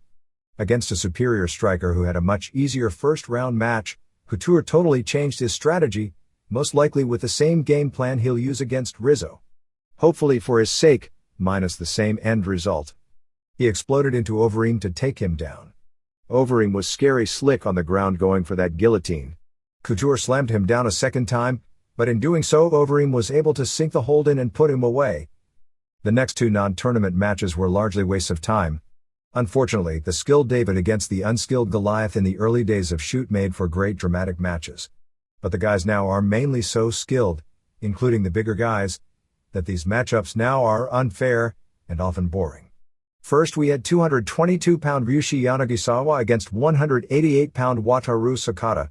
The idea was original Pancrase Yanagisawa against original rings. But the crowd didn't care about where they came from originally, and Yanagisawa was able to be on top for most of the 15 minutes match, winning a split decision. Not sure how anyone could have voted for Sakata except that he was far more competitive than he should have been given the size difference. A similar match saw 226-pound Renato Babalu face 190-pound Kiyoshi Tamura in a rematch from last year's tournament semifinals. Tamura was clearly going in hurt as his upper body was noticeably down. While a great fighter against men his own size and good enough that 1 year ago he lost a close decision to Babalu that some felt he should have won, now things had changed. Tamura throws great body kicks, but they can't move a man so large. His lack of reach kills him in stand-ups against true heavyweights, especially those with power. He had to keep the fight on the ground, or get rocked with punches from a much bigger man. Babalu was too strong for him to get much advantage time on the ground either. Tamura got one advantage after Babalu missed an armbar, but it was short-lived. Babalu knew he couldn't finish him on the ground, so in the second round, he kept letting him back up to try for a knockout standing. Tamura kept bringing it back down. Some decent spots, but overall kind of boring, with Babalu winning a majority decision. Rings has learned from these two matches and from the beatings Tamura has taken as their biggest drawing card, having to fight much larger men and losing much of his aura as a great fighter because of it, by instituting weight classes, which they should have done some time back. As strong as this show was, and it was a financial success, I'm still thinking the tournament idea may be one whose time has passed. Granted, it makes for a great entertaining show at times, like this show. Fans love it because there is a natural build. The stories behind it make guys, like Han and Kanehara, come out as winners when the show is over even though they lost. This can also happen in singles fighters, Josh Barnett in the last UFC. But win or lose, if you've been in a real war, it's dangerous to come back out for a second fight on the same night. Even with the shorter time limits and the fact that on this show, the longest anyone, Kanehara, actually fought was 18 minutes, and in other shows, the time limits for singles matches are often longer than that, but it's different to fight a long grueling fight and it be over, than fight a hard fight. Even if it isn't as long, cool down, the adrenaline rushes over and you start feeling the pain, and then have to go out and fight again. The final saw two guys who had both looked great up to this point.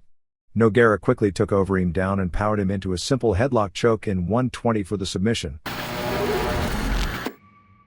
The most historic, and last, night of the famed Monday Night rating wars, didn't send viewership to dizzying heights.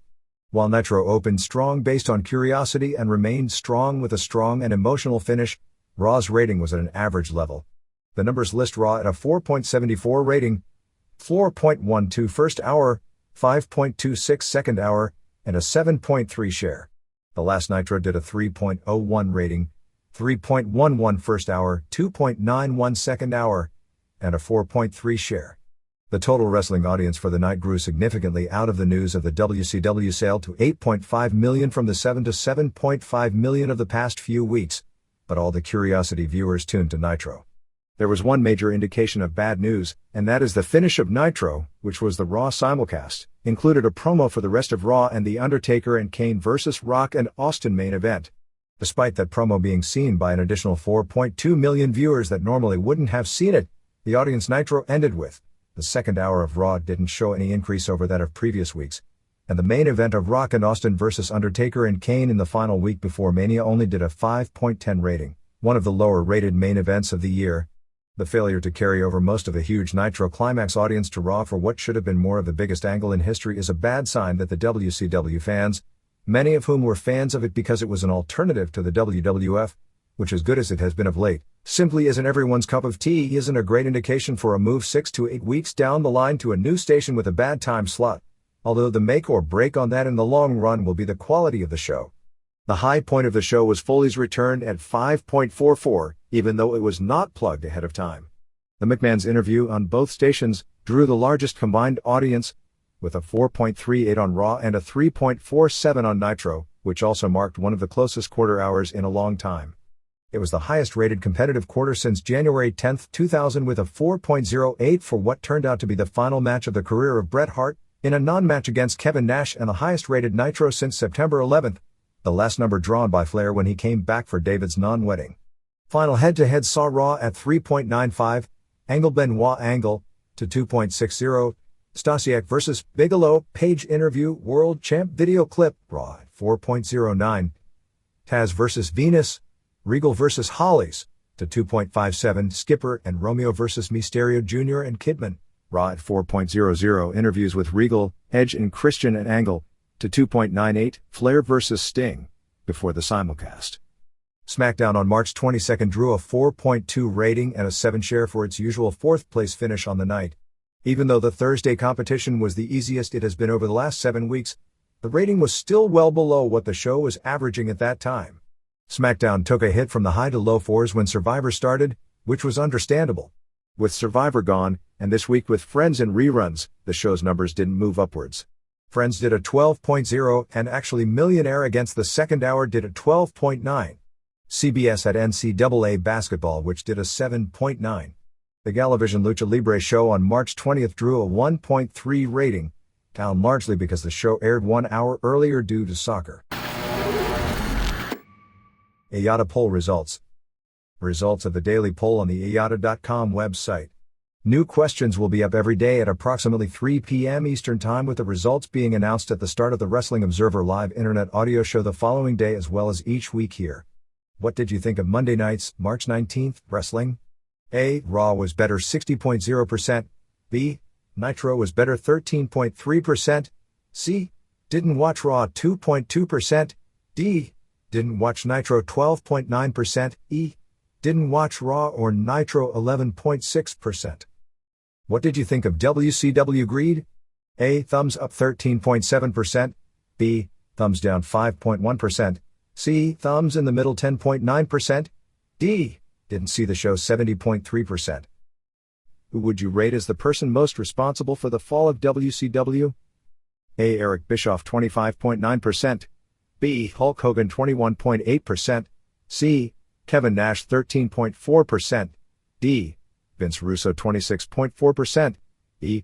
Brad Siegel 12.5%. How did you react to the news that WWF has purchased WCW? A. Good for both the fans and the wrestlers 16.4%. B. Good for the fans, bad for the wrestlers 34.8%. C. Bad for both the fans and the wrestlers 12.0%. D. Some short-term good but overall bad for everyone long-term 35.7%. E. Bad for the short-term but good for the long-term 1.1%. How long do you think WCW will be kept separate before being absorbed into the WWF? A. Less than 3 months 14.1%. B. 3 to 6 months 8.9%. C. 6 months to 1 year 31.9%. D. 1 to 2 years 28.6%. B. More than 2 years 16.5%. For back issues of The Observer, the Wrestling Observer Index lists almost every issue in our history going back more than 17 years with the major headlines by the week. Besides as a guide for ordering back issues, the index is also a great way to keep a catalog of past issues in use for historical purposes.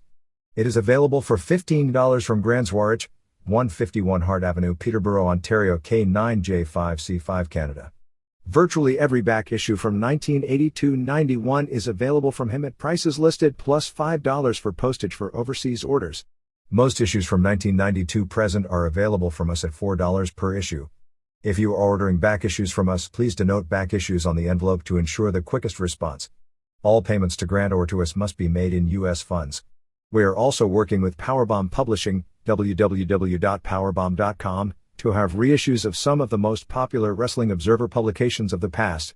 We have the 200-page book tributes, featuring life stories on Andre the Giant Bruiser Brody, Junkyard Dog Brian Pillman, Louis Piccoli, Dick the Bruiser, Buddy Rogers, Kerry Von Erich, Fritz Von Erich, Boris Malenko, Art Barr, Eddie Gilbert, John Studd, Ray Stevens, Dick Murdoch, Jerry Graham and others for $25. We have 1987, 1988, 1989 and 1990 Observer yearbooks for $15. We have 1983, 1984, and 1986 Observer yearbooks for $12. We also have the 1986 Wrestling Observer's Who's Who in Wrestling book for $20.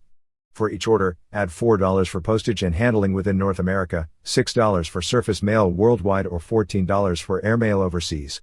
If you are ordering more than one book, you only need to add $1 extra postage per additional book. All payments should be made to Powerbomb at P.O. Box 1523, Harborough, North Carolina 27510. Wrestling Observer Live airs every Monday through Friday on the ayata.com sports channel on the internet from 5 to 7 p.m. Eastern Time and 2 to 4 p.m. Pacific Time. The show is available live throughout the world, and the most recent show is available 24 hours per day on archives to listen to at your convenience. Brian Alvarez and I open the show every day running down the latest news. We either have guests the remainder of the show taking listeners' phone calls and emails, or we take calls and emails.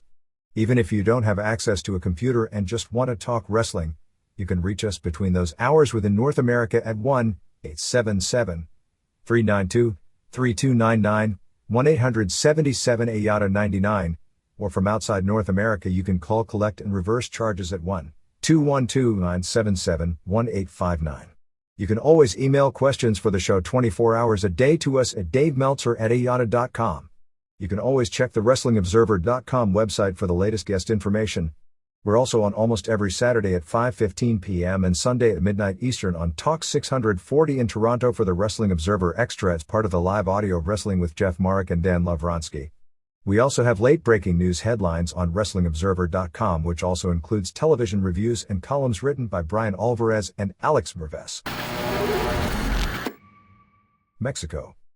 In Mexico on Televisa, the new AAA Extreme TV show debuted on March 23 and was reported as a total failure.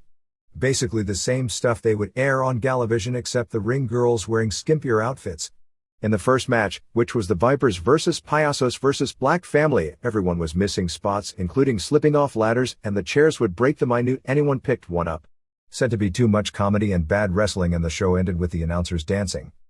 On the final Arena Mexico show before the pay-per-view on March 23, the main events saw Perro Arguello and Negro Casas and Dr. Wagner Jr. beat El Hijo del Santo and Emilio Charles Jr. and Scorpio Jr. as a Parejas Increíbles, so Wagner was still a Rudo and Santo Técnico.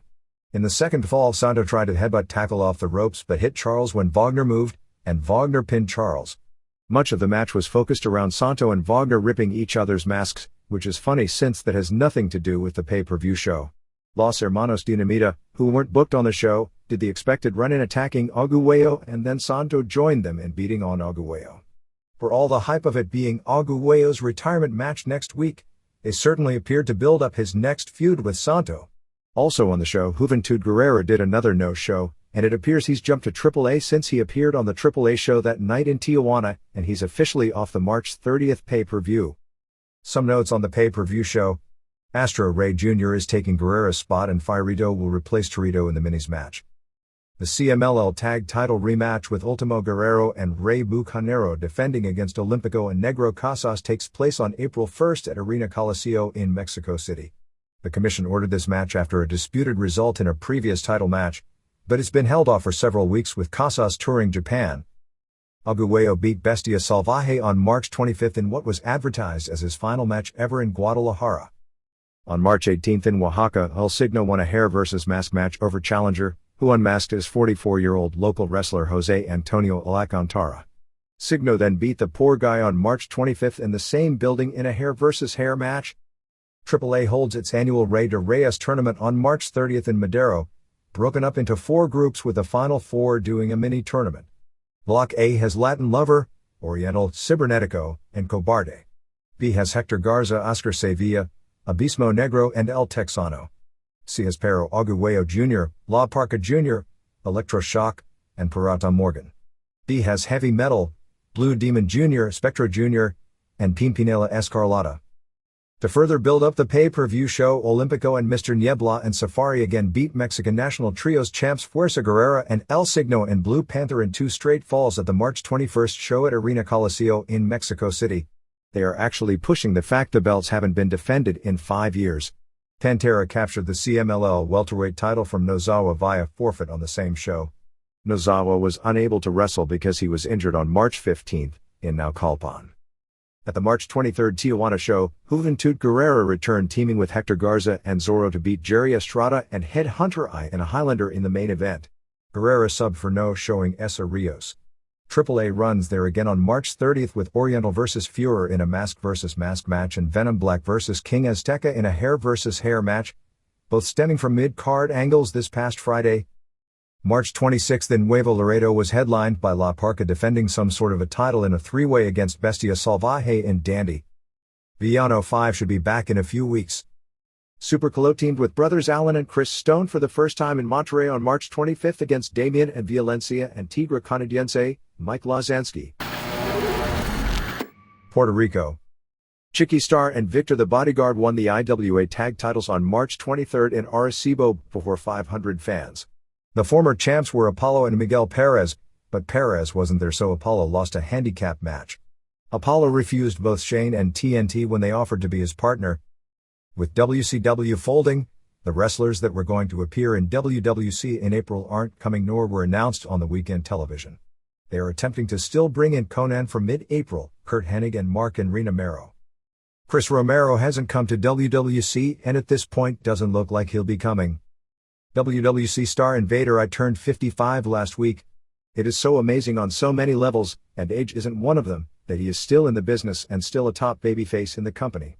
It's been so many years that it almost feels like everyone has forgotten he's the guy who murdered Bruiser Brody and walked. TV ratings for last weekend were on March 17, WWC did a 10.3, IWA did a 7.8, and WWF did an 8.7. On March 18, WWC did an 11.8 and IWA did a 7.8. All Japan. Carnival standings as of March 28, which is turning into the haves and have-nots tournament. Genichiro Tenryu 4-0, Toshiaki Kawada 3-0, Taiyokia 3-0, Steve Williams 3-0, Mike Barton 2-1, Yoshiaki Fujiwara 1-3, George Hines 0-3, Jim Steele 0-3, Johnny Smith 0-3 and Mitsuya Nagai 0-3. The big match of the tournament looks to be March 31 with Tenryu vs. Kawada. The Carnival Tour opened on March 23 at Korakuen Hall before the usual sellout of 2,100 with Barton pinning Hines in 17:13 with a power bomb, Williams pinned Steele in 12:44 with a Dr. Bomb, in a battle of tag team partners, Kia pinned Smith in 2018 with the Hawaiian Crusher. Said to be a great match, Tenryu pinned Nagai in 3:08 with the Northern Lights Bomb and Kawada pinned Fujiwara in 12:11 with a running high kick. March 24 at Korakuen Hall they had Kia pin Steele in 14:46 with the Hawaiian Crusher, Williams pinned Fujiwara in 7:15 with the backdrop driver, Kawada pinned Hines in 2:24 with a punch to the face and Tenryu pinned Barton in 11:17 with the Northern Lights Bomb. March 25 in Fukushima, which drew a terrible crowd, announced at 850, saw Kia pin Hines in 14:41 with the Hawaiian Crusher, Fujiwara over Nagai with a Fujiwara armbar in 10:31 and Tenryu pinned Smith in 5:51 with a lariat. They seem to be pushing the Tenryu vs. Kawada match on March 31 as the key match in the tournament. March 27 Carnival matches saw Barton pin Nagai after a power bomb, Williams pin Smith after a backdrop driver, Kawada beat Steele by submission with a stretch plum and Tenryu pinned Fujiwara after a lariat. Pro Wrestling Noah.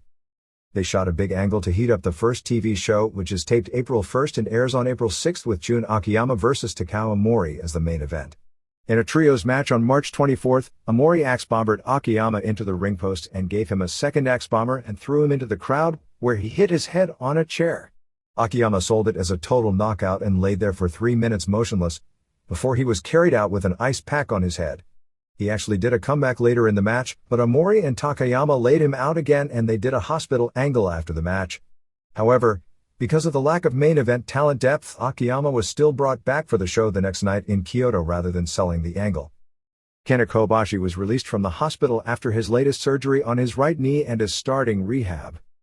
In the GHC tournament, on March 24, Takayama pinned Jun Izumida after a high kick in 8:22 to put him into the second round on April 4, where he faces the winner of the March 30 match with Too Cold Scorpio vs. Kentaro Shiga.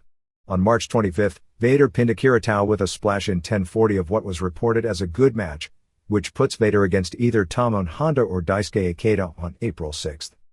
They announced the next tour after this one from May 12 to May 22, with the first major show the company has done in Sapporo on May 18 and the final show at Yokohama Bunka Gym. Misawa is going to use Harley Race to help book foreign talent. NTV aired the test program on March 1 before the weekly TV starts on April 6. Akiyama beat Yoshinari Ogawa in 2:05 with the guillotine choke. It was about as good as you're going to get in a match that short, as Ogawa hit his bridging back suplex finisher right away and Akiyama hit 2 exploders. They did a post-match angle where Akiyama challenged Tao to come out. When Tao hit the ring, Akiyama slid out like an American heel. Very weird to see these guys do those old-style American antics, as it's just the kind of stuff they never did in the past. Vader and Scorpio beat Takeshi Rikyo and Misawa in 7:54 when Vader pinned Rikyo after Scorpio hit a 450. A lot of near falls and turned into a good TV match. Rikyo isn't bad for his level of experience. 2 3/4 stars. Takayama and Amori beat Takashi Sugawara and Namichi Marufuji in 12:50. This was real good. Fans recognize Marufuji is the real deal. He's going to be another Atani-level guy in about another year or two. Sugawara is tremendous for his level of experience and plays the little powerhouse role great, particularly when he did a gut wrench into a Bruno Sammartino-style shoulder backbreaker on Amori, who is twice his size. Amori ended up pinning Sugawara with an axe bomber. 3 1/4 stars. Final match saw Takuma Sano beat Yoshinobu Kanemaru in 14:28 with a crucifix-like submission. Some good moves, but they didn't work together that well. Sano did a tope. A lot of Sano's offense wasn't well timed. Kanemaru did some good high-flying offense, but a lot of the match was dull. 1 1/4 stars. From watching tapes of late, the work rate for this group is really starting to come on. It wouldn't be fair to say it's similar to what happened in the early 90s because there is no Kobashi or Akiyama out of the young group, but there is a lot of promise in people like Marufuji, Sugawara, Takeshi Morishima, along with more experienced Kentaro Shiga and Kanemaru and underrated Akitoshi Saito. New Japan. With ticket sales lagging and the pressure to draw a strong rating with a live prime-time show on April 9 from the Osaka Dome, Antonio Inoki, Tatsumi Fujinami and Riki Choshu had a meeting on March 22 and changed the top matches on the show to what most people feel is an even less attractive show. Even though on March 20 they did the angle with Shinya Hashimoto vs Manabu Nakanishi, the main event match was changed to Hashimoto vs Kensuke Sasaki. Kazuyuki Fujita, who was in the original main event against Sasaki, will instead face IWGP champ Scott Norton, but in a non-title match. Nakanishi vs Yuji Nagata will remain on the show with the winner facing Norton on May 5 at the Fukuoka Dome, which will end up being another challenge to draw in. This leaves Don Frye as the odd man out with no opponent named. The basic feeling is that Hashimoto vs Nakanishi and Sasaki vs Fujita was a more attractive double main than what is being presented, but either way, the show is felt to be not strong enough to do a competitive primetime rating live. They are attempting to get Naoya Ogawa to do the show. Nakanishi suffered a shoulder injury and was out of action for the NIBA shows this week. Inoki was in the country all week and has avoided the entire Mike Tyson subject. On the March 19 show in Shizuoka, they tested out a DQ finish when Negro Casas kicked Black Cat low.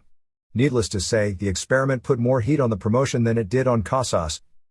On March 23 and March 24, New Japan ran its annual first week of spring shows at the ski resort in the Niigata area with a tag team tournament. In the first round on March 23, Liger and Nagata beat Samurai and Koshinaka and Sasaki and Tanaka over Makabe and Iizuka. Final saw Nagata and Liger win when Nagata used the Nagata lock on Tanaka in 13:35. March 10 TV was pretty solid. Show opened airing the Masahiro Chono vs. Fry from the February 18 pay-per-view show. Once again, they'll never get the pay-per-view buy rates that high if the fans have the impression the matches will air on free network TV. In new matches from the latest tour, Liger and Samurai and Kendo Kashin beat Negro Casas and Koji Kanemoto and Minoru Tanaka. Usual good work, with Tanaka shining above the rest. Big pop when Tanaka got a heel hook on Liger and the rope break. Casas did the smoothest looking La Magistral you've seen. Finish saw Samurai pin Casas after a Thunder Fire power bomb. 3 1/4 stars. Fry and Muto beat Takashi Iizuka and Brian Johnston. Good technical match. Muto looked good in this style. Finish saw Fry use a cool looking leg lock on Iizuka. 2 3/4 stars. Main was Sasaki and Nagata and Nakanishi and Yoshi over Hall and Norton and Tenzan and Kojima. Chono was at ringside doing commentary. Before the match, Chono, who looked very small, introduced Hall as his best American friend. Photos don't do Hall justice. He was as muscular as he's been since the early 90s, if not ever. The crowd treated him like an American superstar and he had charisma in the ring. His offense was basically nothing, but he was only embarrassing once, and no doubt the Japanese all liked working with him because unlike most so-called American superstars, especially the big guys who come here, he sold like crazy for everyone. For that reason I don't ever see him being able to headline as a single. Match was at its best when Kojima was in. Sasaki seemed like he was having no fun working with Norton. Finish saw Nakanishi spear Norton and Sasaki pinned him after a lariat and Northern Lights bomb. 2.5 stars. March 17th TV show was taped at the anniversary show on March 6th in Tokyo Ota Ward Gym. At the beginning, they showed clips of the first show with Inoki addressing the crowd and clips of his match with Karl Gotch. It was reminiscent of last Thursday's Thunder. With the historical clips, well, it was what should have been on Thunder if anyone in that company cared. It's really something to see how much the style and product has evolved, because Gotch, an all-time legend, looked bad in his selling and the match looked primitive, and it's one of the most famous matches in Japanese history. All the current wrestlers then came out to the 1972 theme music as the announcer talked about all the great athletes who have appeared in New Japan over the past 29 years, mentioning Inoki, Seiji Sakaguchi, Fujinami, Choshu, Muhammad Ali, Hansen, Hogan, Brody, Tiger Mask, Maeda, and Takada. Fujinami, who was an 18-year-old rookie at the time, talked about this being the building of the famous Inoki-Gotch match while they showed clips in the background, and they called the day the birth of strong-style wrestling. First match was Kojima and Tenzan over Yoshi and Makabe when Kojima pinned Makabe after a lariat. This was almost like an old US-style enhancement match as they just pounded on Makabe. This was strange, not giving him any hope spots considering Kojima and Tenzan had a tag title match with Makabe and Choshu on March 20th, but I'm done trying to figure out New Japan current booking. Nagata beat Iizuka in 13-16 when Nagata basically pulled Iizuka into his guard and did a guillotine submission. Excellent technical match. Ever since these two had the match at last year's G1, they seem to match them because it's the best technical match around whenever it calls for it. This was to show where strong style has evolved. Crowd liked the match but was more studious than popping as you could see them into every move but not making much noise. 3.75 stars. Muto and Fry beat Choshu and Osamu Kido. Kido announced his retirement effective later this year, so Muto and Fry sold more for him than usual. Fry ended up getting the submission on Kido with a crossface. Muto looked good again since he's doing a total mat work style now, no more flying obviously, no more moonsaults, handspring elbow, it's now the dragon screw and submissions. 2.5 stars. Liger and Samurai won the IWGP Junior Tag titles from Kanemoto and Tanaka in 8-17. Kanemoto had his shoulder all taped up from his injury a few days earlier. Clearly he couldn't work. Tanaka worked most of the match and of course looked good. Kanemoto tagged in and they worked on his shoulder, with Liger stomping on it, until the refs stopped the match. Crowd was shocked that was it and didn't react well. 1/2 stars. Hall and Norton beat Sasaki and Nakanishi in the main event. Match wasn't good with Norton in and pretty good with Hall in. It was funny because they were brawling, bumping, and the biggest pop Hall got was putting on an inside cradle for a near fall as if the crowd was thinking, this big American actually knows a wrestling move. He kind of won them over with it. Hall did a backwards superplex on Nakanishi and was supposed to finish him with the edge. Unfortunately, either Hall has dropped so much weight that his strength is down, his lower body is far less powerful and the lift if total lower body, or Nakanishi doesn't know how to go up. Hall tried to get him up twice and couldn't and nearly dropped him on his head both times. Third time he got him up, but his knees were shaking but he was able to deliver the move for the pin. Finish killed what was a good main event. 1 star. Sone star. Jan. March 10th TV show did a 3.0 rating. Other Japan notes. The March 2nd 01 pay-per-view drew a 1.4 buy rate, about 30,000 buys, which would make it the second biggest pure pro wrestling pay-per-view show.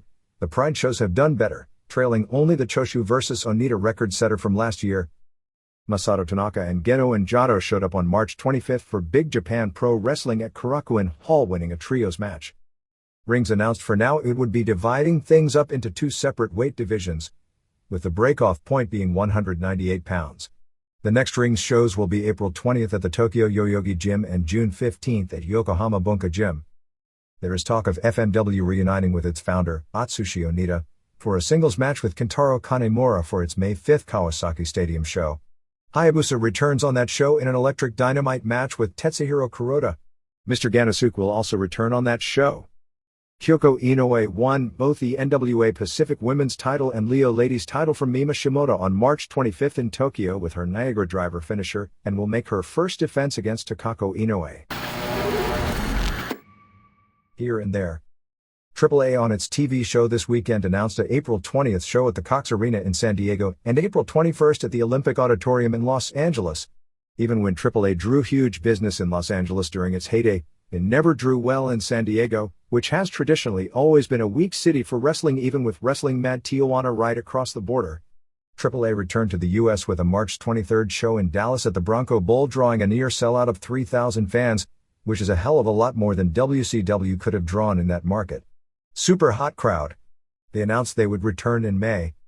They also ran March 24th in Houston, but we didn't get a report on how they did. The Comedy Network in Canada is running a 6-part feature on Canadian wrestling in the 50s through the 70s with interviews with people like Gene Kiniski, Pampero Firpo, The Vacans, and Stu Hart. The feature, which premiered on March 10th, is taken from the documentary Wrestling with the Past, which was largely old-timers telling stories, mainly about ribs and traveling. Thanks much to the readers of Dragon King Update Report, which is probably the top historical newsletter around and easily the best source for all-time record keeping, for voting this publication the best wrestling newsletter, an award I believe we've won 4 of the past 5 years. I was also surprised that WrestlingObserver.com was voted best website for 2000, only because, realistically, until December when we were actually able to control the site, I thought the site was almost an embarrassment in its inability to get news up on time because of problems with the company we were working with. Also want to thank Jeff Marek and Dan Lavronsky from Live Audio Wrestling and everyone at Thin Data for their help in turning the site around after a nightmarish first year, as well as Brian Alvarez and Alex Merves for all their support since day one. Also want to congratulate Alvarez for Figure 4 Weekly finishing in second place for Best Newsletter, which is really quite a coup since it beat out The Torch, which broke an awful lot of big stories over the past year. Other awards named were WWF as Best Organization, Triple H as Best Wrestler, WWF World Heavyweight Title as Most Prestigious Wrestling Title, WOW Magazine as Best Magazine, Edge and Christian as Best Tag Team and Wrestling Title Histories as Best Book, What, No China or Goldberg? C had an article saying that one of the most underplayed sports heroes in the world is Cael Sanderson, who won the NCAA tournament on March 17 in Iowa City at 184 pounds, his 3rd straight NCAA title, and earned Most Outstanding Wrestler for the 3rd straight year, and now, going into his senior year, has a 119-0 record. His consecutive win record is the most in collegiate wrestling history, breaking the Dan Gable record earlier this season. The last person who was unbeaten throughout his college career was Yujiro Utake, who, to show how many years ago that was a college teammate of Jack Briscoe's. He's pretty humble, as after winning number 119, he was asked if he thought he could keep the record going for another season, and he didn't sound overconfident in the least. In fact, he came off like he doubted he could. Only one wrestler in history, John Smith, has ever won 4 NCAA titles, although some had won 3 in periods where freshmen weren't eligible. A total of 81,640 fans attended the 6 sessions of the tournament. Generally speaking, the best college wrestlers in history are usually considered Dan Gable, who won 2 NCAA titles and won more than 100 matches in a row before losing his last collegiate match in what was the most famous upset in American wrestling history before the recent Rulon Gardner win over Alexander Karelin, to Larry Owings in 1970. Danny Hodge, who won 3 NCAA titles and never lost, was never even physically challenged nor even ever taken down in his collegiate career, and Smith. Gable said that if Sanderson can go unbeaten next season, he will have earned the mythical title that most credit Gable as holding as being the greatest college wrestler in history. Rob Van Dam taped an episode of NBC's Spy TV. Since it really doesn't matter now, it can be revealed that Van Dam was in serious negotiations with WCW and Bischoff was attempting to keep it quiet to bring him in as a huge surprise on the restart. To clarify what Roddy Piper said at the Cauliflower Alley Club, he said he would donate 5% of all his future wrestling earnings to the CAC Benevolent Fund, which helps out former wrestlers who need money, often quietly. Among the wrestlers they've helped out more publicly was Johnny Valentine, who they raised $5,976 to help with his mounting medical expenses, but Piper never indicated he would donate his earnings specifically to Valentine. On the March 24th Memphis TV show, they ran angles based around all the stuff with Lawler. They also brought back Ali, Steve Sharp, who was a headliner here before signing a developmental deal with WCW and who was recently cut, as well as Tracy Smothers, who WWF had let go as a trainer some time back. Randy Hales actually talked about last week's show being the highest-rated show of the past 18 months and announced they would begin airing classic historical matches every week because of the long history of Memphis wrestling on the station, and aired the famous Tupelo concession stand brawl from 1979, which is really the match that spawned FMW, which spawned ECW, which spawned the term hardcore, with Lawler and Bill Dundee versus Larry Latham, later Moondog Spot, and Wayne Ferris, later Honky Tonk Man. Heel Brandon Baxter ran down Hales for blowing the WWF deal and all the money that went with it. Hales said it was a tough decision, said the WWF developmental guys were good but weren't big stars yet, while Lawler is a big star, and brought up that the Lawler segment nearly did a 7 rating the previous week. Stacey Carter did an interview with sunglasses on saying she was crying because she cost Lawler his job and offered to step aside for Lawler to get his job back. Funny thing is, if she would do this in reality and he would accept it, there's a good chance Lawler would get his job back. Baxter and Spellbinder made fun of her for costing Lawler his job and said if they were in Lawler's situation they never would have quit. They asked Carter if Lawler had been fired, would she have quit, and she said she would have and was crying by this point. This is where Ali returned and cleaned house on them. Ultimate Pro Wrestling ran its monthly show on March 14th in Santa Ana, California before a packed house of 775 fans, headlined by Rob Van Dam over Mikey Henderson after Christopher Daniels interfered and gave Henderson the last rites. Earlier in the show, Henderson had cost Daniels the UPW title in a loser leaves town match against Samoa Joe. Daniels lost the match due to the belief he would be starting shortly with the Bischoff-led WCW, and you know how that one went. Between he and Michael Modest, talk about guys who have had the worst career luck. Nathan Jones, the 6'10", 350-pound former world's strongest man competitor who WWF has signed to a developmental deal, debuted on the undercard. Former ECW wrestlers Nova, C.W. Anderson, Roadkill and Blue Meanie all worked the show, with Anderson putting over Prototype. On March 17th in Los Angeles, Fuerza Mexicana de Lucha Libre ran its second show, drawing about 1,200 fans, which was well down from the previous month. The major stars brought in from Mexico were Elio Del Santo, Tinieblas Sr. and Jr., Dr. Wagner Jr., Misterioso, Rey Mysterio, La Parca, and Atlantis. This group is planning a major show on May 6th in El Monte, CA as part of the area's Cinco de Mayo celebrations. Same night in Los Angeles, XPW drew 927 fans for a show headlined by Sabu winning a 3-way over Juventud Guerrera and Kid Chaos. The plan for this year's Brian Pillman Memorial Show is it will be on August 2nd, and they will run a Benoit vs. Regal match on the show as a rematch of the match that literally remade Regal's career. Last year at the same show the two had a match that made the top 10 in our Match of the Year balloting, and the tape of that match went to the WWF, and that was the reason they brought Regal back so quickly and one of the reasons he was able to be placed in the position he's been given. Wrestling Zone is loading up with top indie names for shows on April 13th in Salisbury, Maryland at the Wicomico Center: Sandman, Balls Mahoney, King Kong Bundy, Road Dogg, Public Enemy, Van Hammer, Crowbar, Little Guido, Nova, Vincent, Baldies, and April 14th in Norfolk, Virginia at the Boathouse: Jerry Lawler, Cat, Public Enemy, Sandman, Mahoney, Road Dogg, Hammer, Simon Diamond, Dawn Marie, Guido, Nova, Vincent. Dana Hall wrote a letter of apology to Scott for everything she said publicly. The Canton, Ohio Civic Center is thinking of dropping pro wrestling from the building because of problems at a March 18th show when Road Dogg no-showed. Dogg claimed he had an injury and ended up being replaced by Brian Knobbs. However, the crowd of 650, many of which were papered, was very upset because it was never announced he wouldn't be there. Then, when the show ended, promoter Joe Zappia of Youngstown didn't give refunds, resulting in unhappy customers complaining to the building.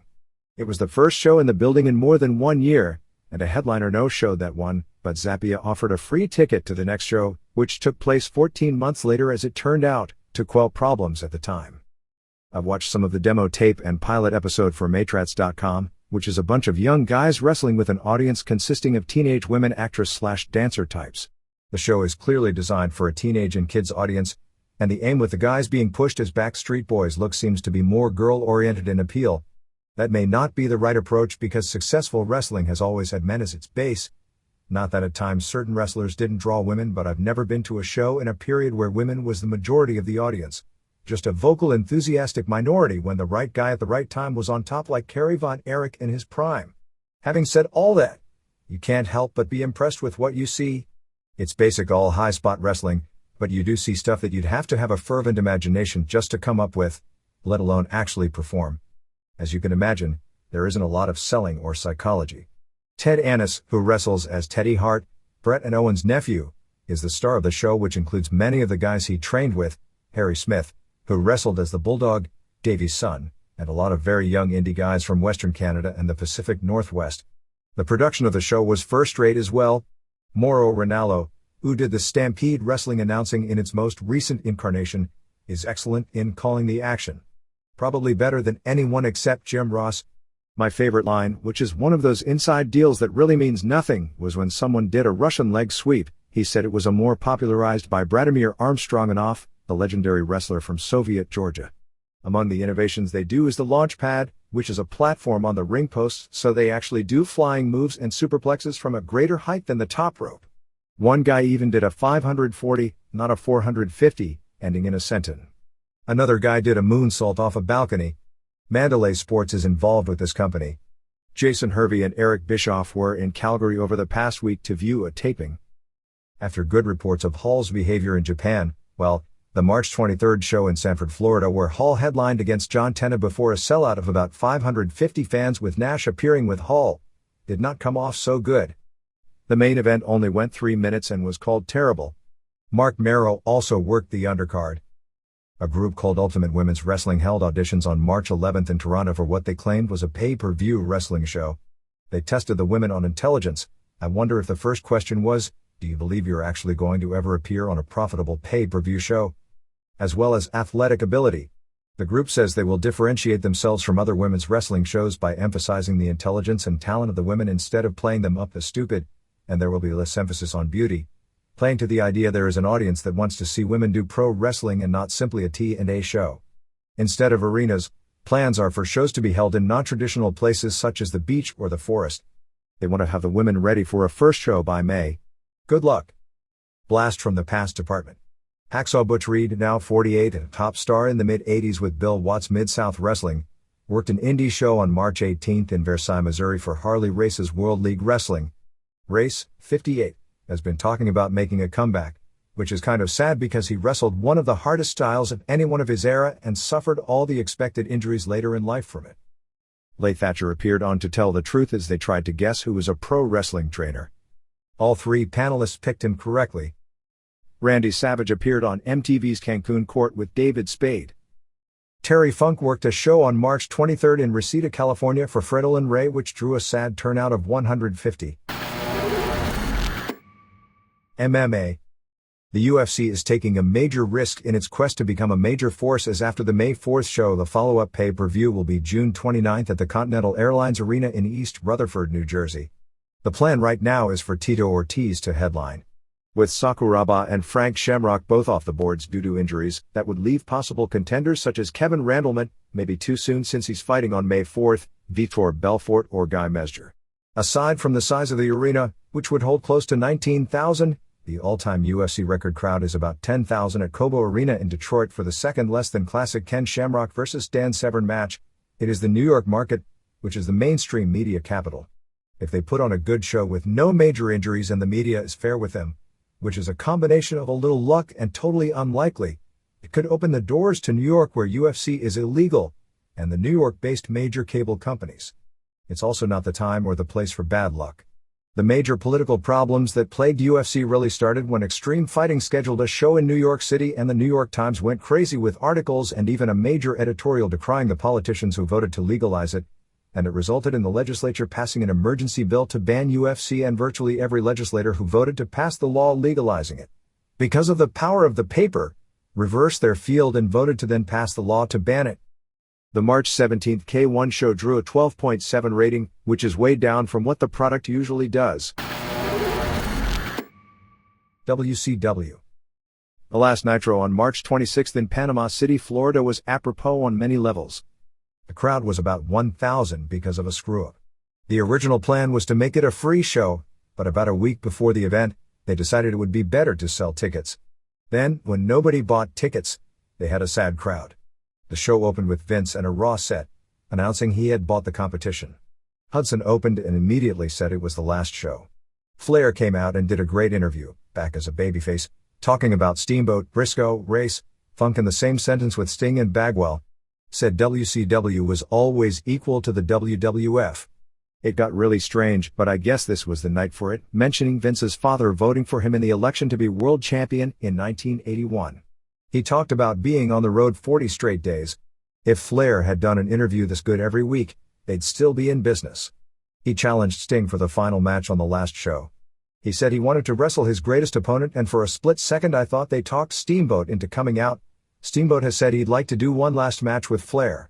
WWF Security Patrol didn't confiscate enough signs early, so there were funny ones noticeable, including Vince's Satan and one saying that Vince was a fool between buying this and the XFL. Those signs magically disappeared after the first break. Booker pinned Scott Steiner in a U.S. versus World title match in 509 with Uranage. Good heat. Okay match. Steiner was as good as you'd expect given he has working with a pinched nerve. Best thing on the show, and in fact, best thing on either show, was a three-way with Mysterio Jr. and Kidman winning a title shot later in the show over 3 count and Young Dragons when Mysterio Jr. pinned Moore after a guillotine. There were 3 dives in the first 50 seconds, including Kidman doing a shooting star plancha. About as good as a short match can be. Helms pinned Guerrero Jr. to keep the Cruiserweight title with a vertebreaker. Good bout. Palumbo and O'Haire kept the tag titles over Awesome and Storm when O'Haire pinned Awesome after a Scienton bomb. Not so good. Stasiak pinned Bigelow quickly with a neckbreaker after Keebler interfered. At least it was short and they didn't waste any time with Stasiak getting tattooed. And while we are thankful for things, we should be thankful that if only one man was left to run wrestling, at least it was someone who was very good at it and not one of the clowns who ruined it. And also that we didn't have to see Douglas versus Rick Steiner on this show. Regal and Vince win vignette of the year here, where Regal called WCW a bloody awful place. Shuvani started screaming about how years ago they had to try and put Regal over. DDP did an interview kind of thanking everyone. He said it's not the promoters who decide who gets over, it's the fans. Yeah, right. They aired a video clip of numerous former NWA and WCW champs, regardless of whether they left on bad terms, Vader, or people wouldn't recognize them, River Watson. Luckily they did edit out the ones based on stupidity, so we didn't see Arquette or Russo. Mysterio Jr. and Kidman won the Cruiser Tag title over Romeo and Skipper when Kidman pinned Skipper after the Kid Crusher. First time I ever remember seeing a guy in the US do a Japanese Ocean Cyclone suplex, Skipper on Ray, and oh, they didn't recognize it. Funny thing that came to me while watching it is that after just a few weeks, the Cruiser Tag title was a bigger deal than the main tag title. Sting and Flair did their basic match, just an older version of it for 7/17 with Sting using the Scorpion, and both hugging afterwards. After all this, it really was cool for Sting to show up for one last show. And it really wasn't cool for Nash and Goldberg not to. Hogan not coming I can understand since he's suing the company. Actually they should have ended the final Nitro somehow with Flair winning the belt clean, even at his age, and fireworks going off. Vince and Shane then did their thing. It was apropos again because on TNT, because they run on a delay, Shane's voice and words were on the screen several seconds before his mouth would move. Vince asked the fans for help if he should hire people mentioning Hogan. Mostly booze, Luger, mostly booze, Bagwell, decent amount of cheers, Booker T, disappointing level of cheers, Steiner, major pop, and then they chanted Goldberg, and when Vince asked, it was the monster pop. That was so strange because it went against every law of promoting wrestling, and Vince knows those laws better than anyone. You never tease the fans and make them want a match that you can't deliver because it's a waste of their emotions that wrestling attempts to control and manipulate. Just hope they don't fall prey to the cockiness that killed WCW when they thought they were untouchable, because that would be the death of the business for real. At Nitro, Luger and Bagwell were still acting like no matter what anyone was saying, when push came to shove they were big-time players and would have a job. Rick Steiner's brutalizing in recent weeks of LaRue, Vito and Conan is probably not coincidental. The feeling is that the LaRue beating was a message being sent because management felt LaRue was getting overweight and Vito just annoyed certain people with his personality. A lot of people in management apologized to Conan after he got out of the ring in their Nitro match for what was at the very least, totally unprofessional behavior. As late as March 21st, Disco did an Atlanta radio interview saying he thought all the talk about TBS and TNT canceling wrestling was a work by Bischoff. This appeared on a Scott Steiner website on March 24th, in protest of World Championship Wrestling's decision to have Scott Steiner lose to Booker T on the final WCW Monday Nitro. BigPapaPump.com is temporarily closing its doors. Booker T has already signed a contract with WWF. Big Papa Pump has not. WCW and the WWF cannot have the World Heavyweight Championship belt in the hands of someone who may or may not work for the new company. In other words, Big Papa Pump will be handing over the belt to Booker T. Better Booker T than Hollywood Hogan. The best part of this whole situation is the fact that nobody controls Scott Steiner. Nobody. You know, maybe Big Papa Pump will forget how the match is supposed to end. Fans of the Big Bad Booty Daddy should always remember who the true final World Heavyweight Champion of WCW is. There's now talk they will continue the worldwide show in syndication to keep the time slots. Sky in the UK stated they have no interest in carrying any more wrestling programming. Sky carried WWF, while WCW Nitro has been airing on Bravo in the UK. Nobody really knows what will happen to international distribution. Don Callis noted after the sale to Bischoff fell through that he and Bischoff had a secret agreement to start when Bischoff would have restarted the promotion. WWF Raw on March 26 from Cleveland started with Vince apparently firing Jarrett. Angle did an interview and complained about not having an opponent for Mania. Benoit came out and said he didn't either, and they arranged the match. Angle said he'd never tapped to the crossface. They had a confrontation, ending with Angle tapping to the crossface before Edge and Christian ran in. Later in the show, Angle insisted he was reaching for the ropes and really never tapped. They said Stephanie and Triple H were on vacation, which is carnivore. Triple H is beating somebody up in a run-in during the main event. Taz pinned Venus with a Northern Lights suplex in 52 seconds in a lumberjack match. Regal then said he was going to beat up a Holly and beat up Molly with the Regal stretch, then put Crash in the Regal stretch. Being that Crash is light heavy champ and lasted all of 15 seconds, that speaks volumes for all the cruiserweights with a new boss. Doink the Clown ran in and put Regal in the crab, and he tapped. Doink unmasked is Jericho, of course. Regal was so mad he booked Jericho against Show in a non-title match. Edge and Christian introduced Angle to Rhino. Angle was hilarious. Heyman sold like crazy the idea that Angle tapped. You can always tell the Heyman angles. It's when top guys tap and then he sells it like crazy to make sure his ideas get over. The funny thing was he said Angle had never tapped in all his years of high school wrestling, college wrestling and Olympic wrestling. That's like saying if he was a pitcher on his high school baseball team, he never once threw an interception. After the simulcast ended, Vince threw a temper tantrum after Shane outmaneuvering him. Show was totally rushed from this point on. Benoit and Hardy's beat Edge and Christian and Angle when Christian tapped to the crossface. By this point in time in the first hour and 15 minutes of the show, there were 3 minutes of actual wrestling. They kept wrestling after the match with Benoit giving Angle a tope, Matt using the twist of fate on Edge and Rhino then speared Matt and Lita. X-Pac beat Test with Guerrero playing heel ref with the fast count finish and Albert's interference. Foley returned, having dropped a lot of weight. Huge reaction of course. Pushed his book coming out on May 8th. Vince came out yet again. They did one of those ex-post facto angles where they showed a tape, supposedly from December, of Foley and a coherent Linda signing contracts allowing Foley to ref at Mania, so he's riffing Vince versus Shane. Show beat Jericho with a choke slam after Regal gave Jericho a neck breaker. Kane interfered as well. Rock was very nice to a grip as opposed to being his usual dick to everyone beneath him. That's what happens when fans boo the babyface heading into Mania. Austin and Rock had a confrontation interview where they agreed to be partners, but once the match ended, all bets were off. Austin and Rock beat Undertaker and Kane when Triple H hit Undertaker with a chair and Austin pinned him in 434. Decent, but it definitely breaks the streak of great main events. After the match they did the beer thing, with non-alcoholic beer, but Rock gave Austin a stunner and put a beer can next to him to end the show. Final SmackDown before Mania was taped March 27th in Detroit. Triple H did a promo and Undertaker ran out but Stephanie had him arrested again. Regal ordered both Rock and Austin not to fight each other on this last show before Mania. That is supposed to mean X-Pac and Credible beat APA when RTC interfered and Bradshaw got pinned after Richard's kick. Taz ran in and got beaten up by RTC, which led to Heyman announcing the rest of the show. Shane arrived with a WCW 1 license plate and was talking to Hardy's, Gunn, and Jericho. They were acting like he's rating talent. Stephanie came up to him and said Vince is going to get mad. But the angle went nowhere from there as Shane never appeared the rest of the show. Benoit and Test beat Guerrero and Angle when Benoit used the crossface on Guerrero. After the match, Angle put Benoit in the ankle lock and Benoit tapped. Austin came to the ring and called out Rock. Vince came out and said there is no way he's going to let them fight and put the WrestleMania main in jeopardy. Austin attacked Vince and Rock came out. They started fighting and the stuff with Rock this week worked because the crowd was split. A bunch of wrestlers broke it up, and the cops came out and took them to different dressing rooms. Rhino pinned Matt Hardy after Christian interfered.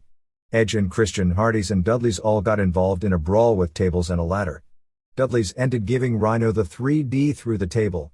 Triple H came out to Undertaker's music and smashed up his motorcycle with a sledgehammer and tried to push it off stage, but had a hard time pushing it and the fall wasn't very dramatic. Vince ordered Trish vs. Ivory in a bra and panties match. Ivory ripped Trish's shirt off, but then tried to put it back on her. Chyna did a run-in and stripped Ivory, who was wearing granny underwear. Regal and Show beat Jericho and Kane in the main event. Raven distracted Jericho, allowing Regal to hit him with a fire extinguisher and use the Regal stretch for the submission. After the show ended, Undertaker and Kane double choke slammed Show and Triple H came out to get beaten up to send everyone home happy. The plan for Mania is to run the show itself nearly 4 hours as opposed to doing a 1-hour post-game show as some of the advertising lists. As of last week, the Austin turn with Vince was still on the books, even though the crowd reaction to Rock indicates the people right now don't want it. The Triple H turn may be delayed. They are doing a gimmick battle royal with the Bushwhackers, Boink the Clown, Corporal Kirchner, last I'd heard he was in a Japanese prison a few years ago, Brother Love, Sergeant Slaughter, Michael Hayes, Nikolai Volkov, Iron Sheik, Kim Chi, Repo Man, Goon, Earthquake Typhoon, Hillbilly Jim and Kamala, among others, along with the infamous Gobbledygooker.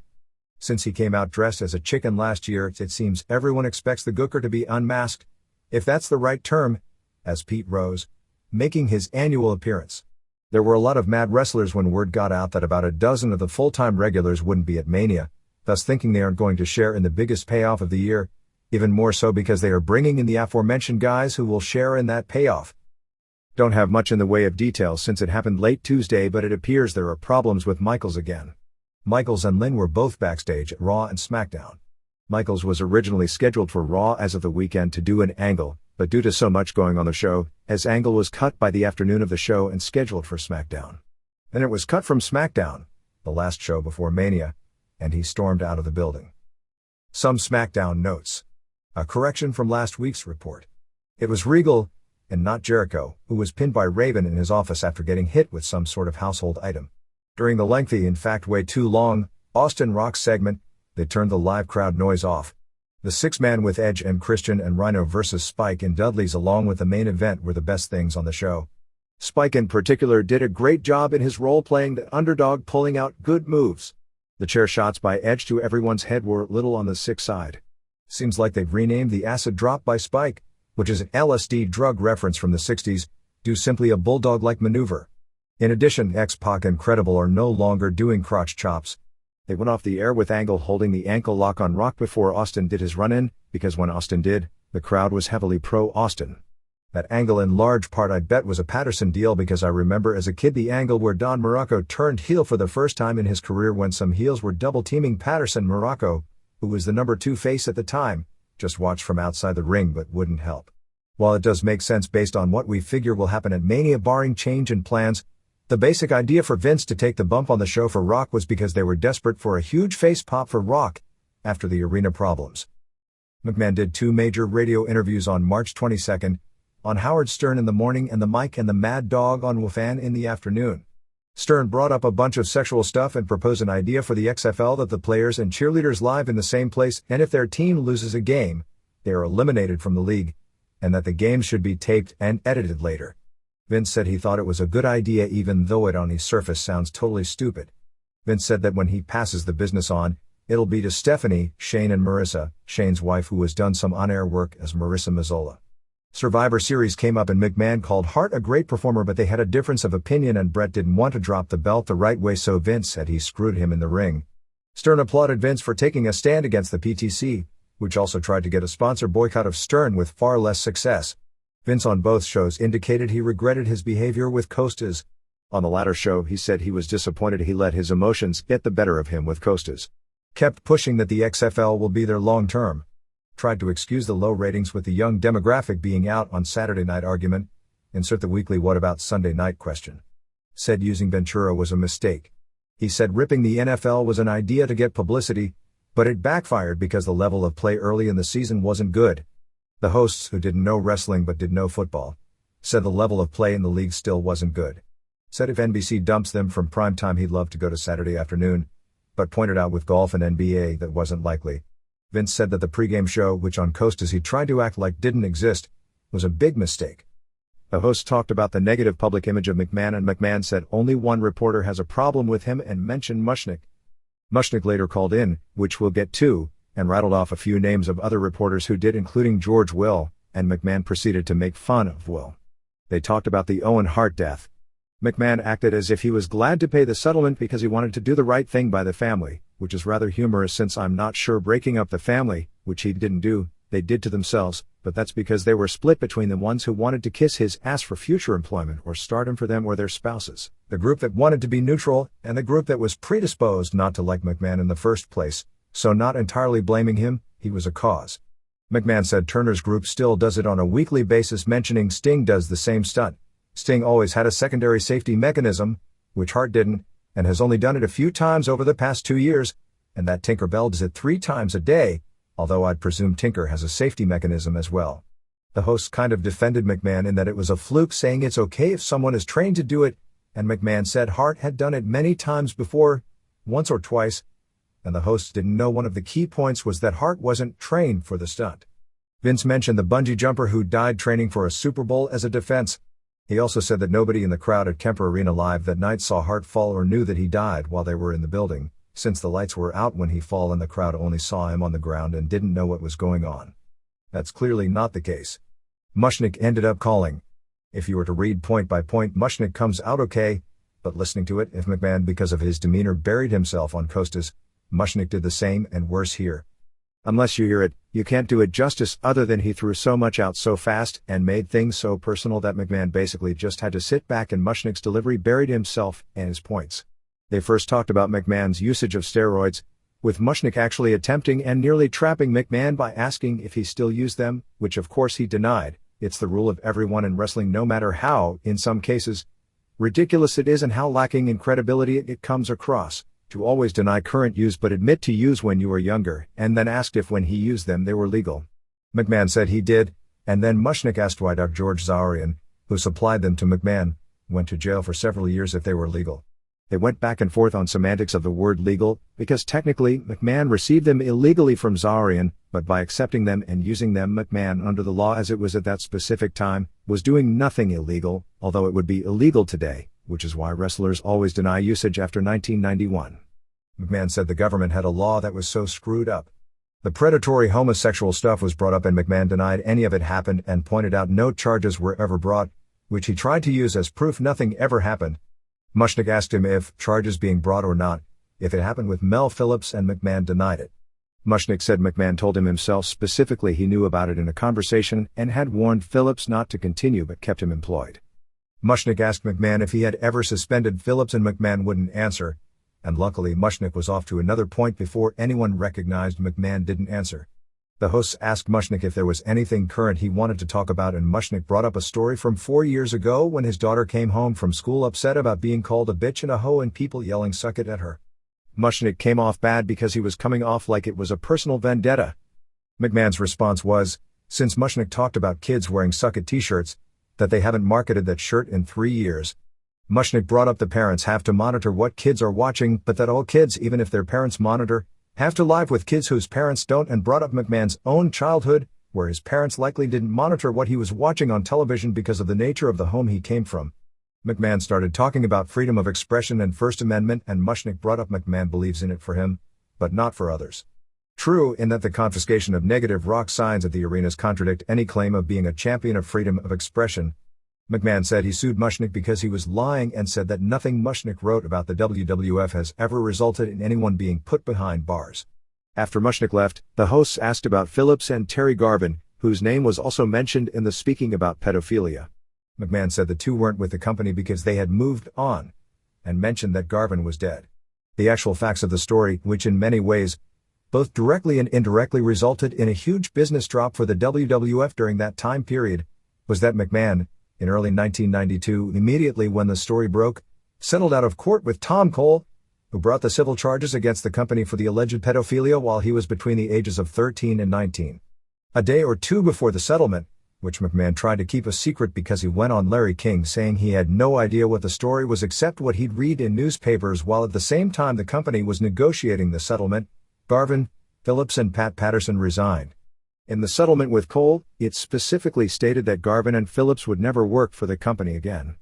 And they never did. There was no clause regarding Patterson, who quietly returned some months later, and he may have been an innocent victim.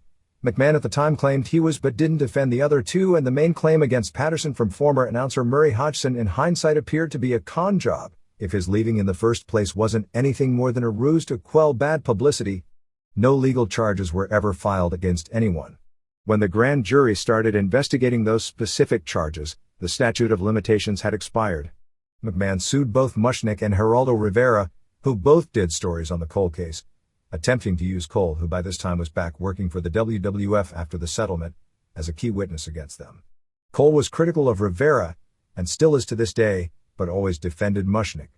During that same period, there were many other people who came forward with various sexual allegations, and in hindsight, other stories that came out against WWF were likely exaggerations or outright lies, and McMahon never settled on any of those and they went away. Cole and McMahon had a falling out some time later, and both lawsuits were dropped right after McMahon was indicted on steroid charges. McMahon was acquitted of his charges because there was not any strong evidence he had conspired with Zarian to distribute steroids to wrestlers, or that he had distributed steroids himself to Terry Bollea within the Eastern District of New York, where the charges were tried. Negotiations to bring Hogan in were apparently very close to fruition at one point before falling apart of late. Joe Hitchin, Just Joe, and Jason Travers, Jason Sensation, were let go from their developmental deal and are gone from Memphis. OVW is running on April 4th at the Louisville Gardens without WWF talent except Buchanan.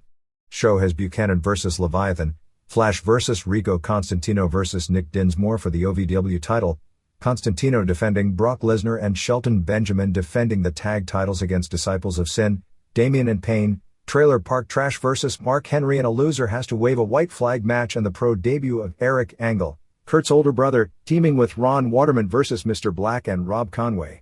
Russ McCulloch from that group is out with a shoulder injury. We had Constantino on Observer Live, and given his age, we asked how long he is giving himself before making it to the big time. He noted having a wife and 2 children back in Las Vegas that he only sees every several weeks, and said his situation is different from most of the guys in their 20s, as he gave himself a certain length of time, and time is quickly running out. Triple H did a great job on Conan O'Brien on March 22nd and in a media conference call on March 23rd. He felt the old chicken shit heel can't be effective on top and put over the old school style. Said Michaels was the best pure athlete he's ever seen in wrestling, but said nobody knows how effective he can be when he comes back until he wrestles and sees how he physically feels. Said he didn't want to be in the Mania main event this year because Rock and Austin deserved a chance to do a singles classic, although he would have liked to have been in the Mania main event because that's what every wrestler wants to achieve. Said he would have rather last year done a singles match with Rock instead of the 4-way, but the timing wasn't right in the company's opinion. Said he hoped Foley doesn't come back because he doesn't want to see him take the physical and mental risk, and he hopes Foley leads a long and healthy life. Put Flair over as someone he tries to emulate in that he had the ability to have great matches with anyone. Mentioned it was talked with him about wrestling a celebrity at Mania, and he thought it would be a challenge to try and have a good match with a broom, so to speak. Said he thinks the match with Undertaker wouldn't be a one-time thing and expected to work a long program. Put over Heyman's passion for the business and said that's why people worked for him for so long without making any money, and that talking to him makes him all hyped up about the business. Said too many in WCW didn't have the passion, from both people in the office as well as the wrestlers. Said there's a part of him that wishes Flair wouldn't wrestle so he could remember him as he was, but said he still shows more passion than anyone else on the show and was usually the most entertaining guy on the show, and said he still enjoyed watching him. WWF reached a deal with Sekani Incorporated to handle the company videotape archives and get them ready for potential video on demand or internet broadcasts, since the company will end up owning 40 years of its own footage, as well as the old WCW Crockett Library and the ECW Library. Vince McMahon said on some recent interviews that they don't have any plans to do a 24-hour wrestling channel. According to an article in The Hollywood Reporter, Sekani Incorporated plans to digitize the WWF video library, which dates back to the 60s, which is largely at this point just to make pulling up footage a lot easier than having to search through thousands of hours of tape and film. The article said that at this point, there are no specific plans as to what to do with this footage, only that when technology changes to digital, they'll be ready. Ross Report notes. Expects Bob Holly back for TV after Mania. Undertaker needed 16 staples in his head after the chair shot from Triple H on SmackDown on March 20th. Rikishi is scheduled for Mania, but not expected to wrestle. Said there would be some movement of the developmental talent and some would be released. Said K-Quick would be doing some musical projects. Praised McMahon on McFan and said Mushnick didn't come off well. Said they would be sending talent to IWA soon. Pushed Venus as a singles wrestler and Raven as a potential babyface. Listed the top merchandise sellers as Rock, Austin, Triple H, Undertaker, Hardys and Lita and Dudley's. Undertaker's new t-shirt is the best seller at the house shows. Said storylines are being talked about for the return of Mark Henry. There was a protest group outside of WWF headquarters in Stamford, Connecticut on March 20th which claimed that the current wrestling product should be toned down because it results in children being overly aggressive and in particular pointed to the Lionel Tate case, which may not be fair. WWF CD fell to number 33 this week with 46,342 buys. Dick Butkus did an interview in the Los Angeles Times praising the players of the XFL. Butkus was asked why McMahon didn't market the XFL as a league made up of guys trying to get a shot at the NFL instead of marketing it as meaner and harder hitting than the NFL, and he said, the marketing people didn't talk to the football people. The league, in a way, was over-marketed and it couldn't deliver. Butkus predicted a resurgence in popularity for the league because the quality of the football has improved. Nobody has figured out yet that quality of football is not an issue in television ratings. That's marketing to the same percentage of football fans that are likely already watching as marketing pure work rate with unknown talent to casual wrestling fans. It's the lack of real stars because all sports are driven by star quotient. Golf is as boring or as exciting if you like it, as ever, but they have a real star so their ratings are way up. Basketball is hurting because their real star isn't around. From a game-to-game basis, quality of play is probably not all that different from 2 seasons ago. McMahon at a meeting in Cleveland when talking about the purchase of WCW told the wrestlers that nobody needed to worry because the grosses would be bigger than ever and everyone would make more money than ever when they got to the interpromotional matches. He also said they would have to rebuild WCW to be an equal of the WWF to get the feud ready. Richard Sandomir in the New York Times wrote a column about the Costas MC Mahan interview. He praised Costas for not replying in kind when McMahon got heated. He noted that McMahon complained about being interrupted, but McMahon interrupted Costas 27 times in the interview and Costas interrupted McMahon 22 times. Sandomir tried to portray McMahon and Bobby Knight as similar people due to similar responses they made when pressed on subjects. Once again, to show the lack of respect NBC has at this point with the XFL, the March 24th game was cut away from even though it was in progress. Granted, Los Angeles was leading by 9 with 47 seconds left, making the comeback highly unlikely, but it is sports tradition that you don't cut away from a game until it's over ever since an NBC fiasco doing so in the late 60s. In a game known for the last 30 or so years as the Heidi Bowl, a Jets-Raiders game which saw the Raiders score 2 touchdowns in the last few minutes was cut away from to air. Heidi set the precedent with NBC flooded with nasty phone calls when they cut away, let alone missed the wild comeback. NBC has never cut away from a football game in progress until doing so twice in the past few weeks with the XFL, including missing a touchdown that won a game with 20 seconds left a few weeks ago by cutting away from a game with just over a minute left, like letting the last minute, or in this case 47 seconds, play would send the schedule into that much disarray. This was due to complaints from Lorne Michaels after the double overtime game in the second week of the season caused SNL to start 45 minutes late and killed its rating, which was a combination of frustration since one of the key selling points Dick Ebersol made to NBC for the XFL was how it would be such a strong lead-in for SNL and help increase its ratings this season. A correction from last week in the item about XFL not allowing its players or coaches to do sports talk shows. I mentioned WA as being in Chicago, which is one of those 2M mistakes as it's in Boston, as I should know since it was one of the earliest sports talk stations. The plan is to revive ECW as a brand name for an angle, probably within the week. There is now a second WWF item on the England books.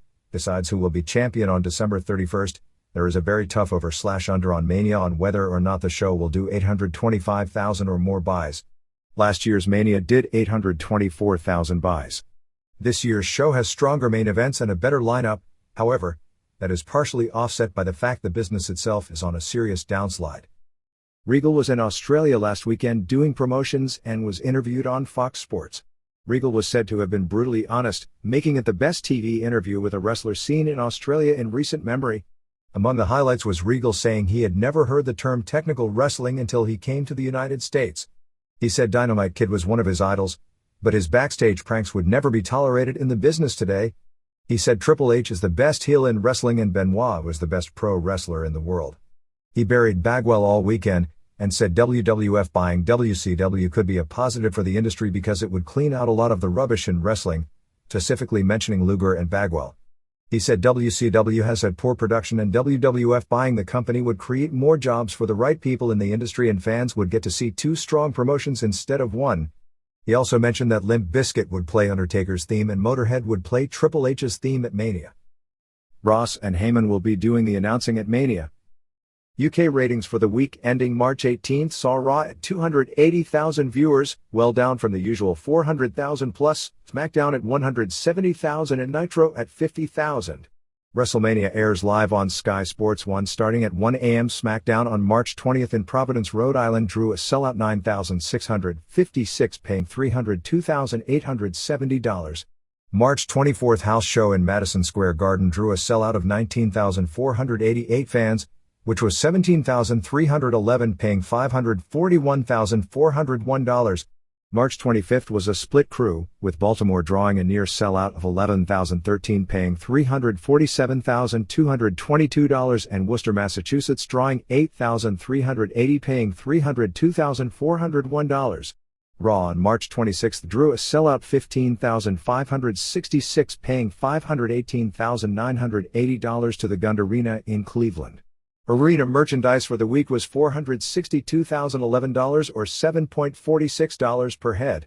Madison Square Garden, which was sellout number 16 in a row dating back to December 27, 1998, was headlined by Austin and Undertaker and Kane over Triple H and Show and Angle going about 25 minutes ending when Shane McMahon speared Triple H to set him up for the stunner after tons of near falls.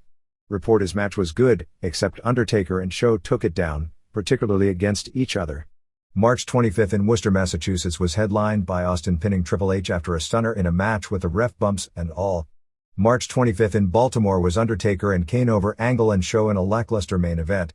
Lynn made his WWF debut in the undercard over Rios, in what was called the best match on the show. The house show main events of late have been 15 to 25 minutes in length, which is giving them more time than in the past. The readers' pages. WCW finally the other shoe has dropped and Vince McMahon has his long-awaited monopoly on our strange, unique and lucrative world of pro wrestling. It's melancholy, even sad, that a business which thrived for so long on varying ideas in different areas is now just another large corporation. Love him or hate him, Vince McMahon is a brilliant operator who stands like a giant when compared to the leaders who guaranteed the collapse of WCW. What an incredible opportunity destroyed. The bottom line is that there has to be a boss who decides what to do, what philosophy to follow and provides continuity of at least some form. Call it a benevolent dictator willing to make choices good for the overall business. My old boss, Sam Mushnick, certainly had it. Vince has it, although many would question the benevolent part. WCW didn't have it and the company denied. This is so simple that, just like basic booking, that it becomes tremendously difficult. Yes, technology and revenue flows have changed. Television of wrestling is a different animal thanks to pay-per-view and cable. Even the product itself has evolved. But does that mean there is only one way to make money promoting pro wrestling? Does that mean there is only one style of pro wrestling that can be profitable? Does that mean certain basics of bookings can be ignored? Of course not. Unfortunately, the demise of WCW and the cooling of the company's ratings make it highly unlikely anyone will be able to get the type of patient financial backing to develop something different. Perhaps some grassroots independent can carve out a tiny corner, but all the meaningful talent will always naturally, to where the big bucks are. Territories were never going to come back. The best hope was national competition to give the fans a choice. But pro wrestling ended up where it is today. And I can't help but find that sad. Larry Montezik. Response from Dave Meltzer. Montezik, who was Sam Mushnick's assistant in the St. Louis promotion during the 70s and early 80s, was the longtime host of Wrestling at the Chase. This is the Pro Wrestle Machine,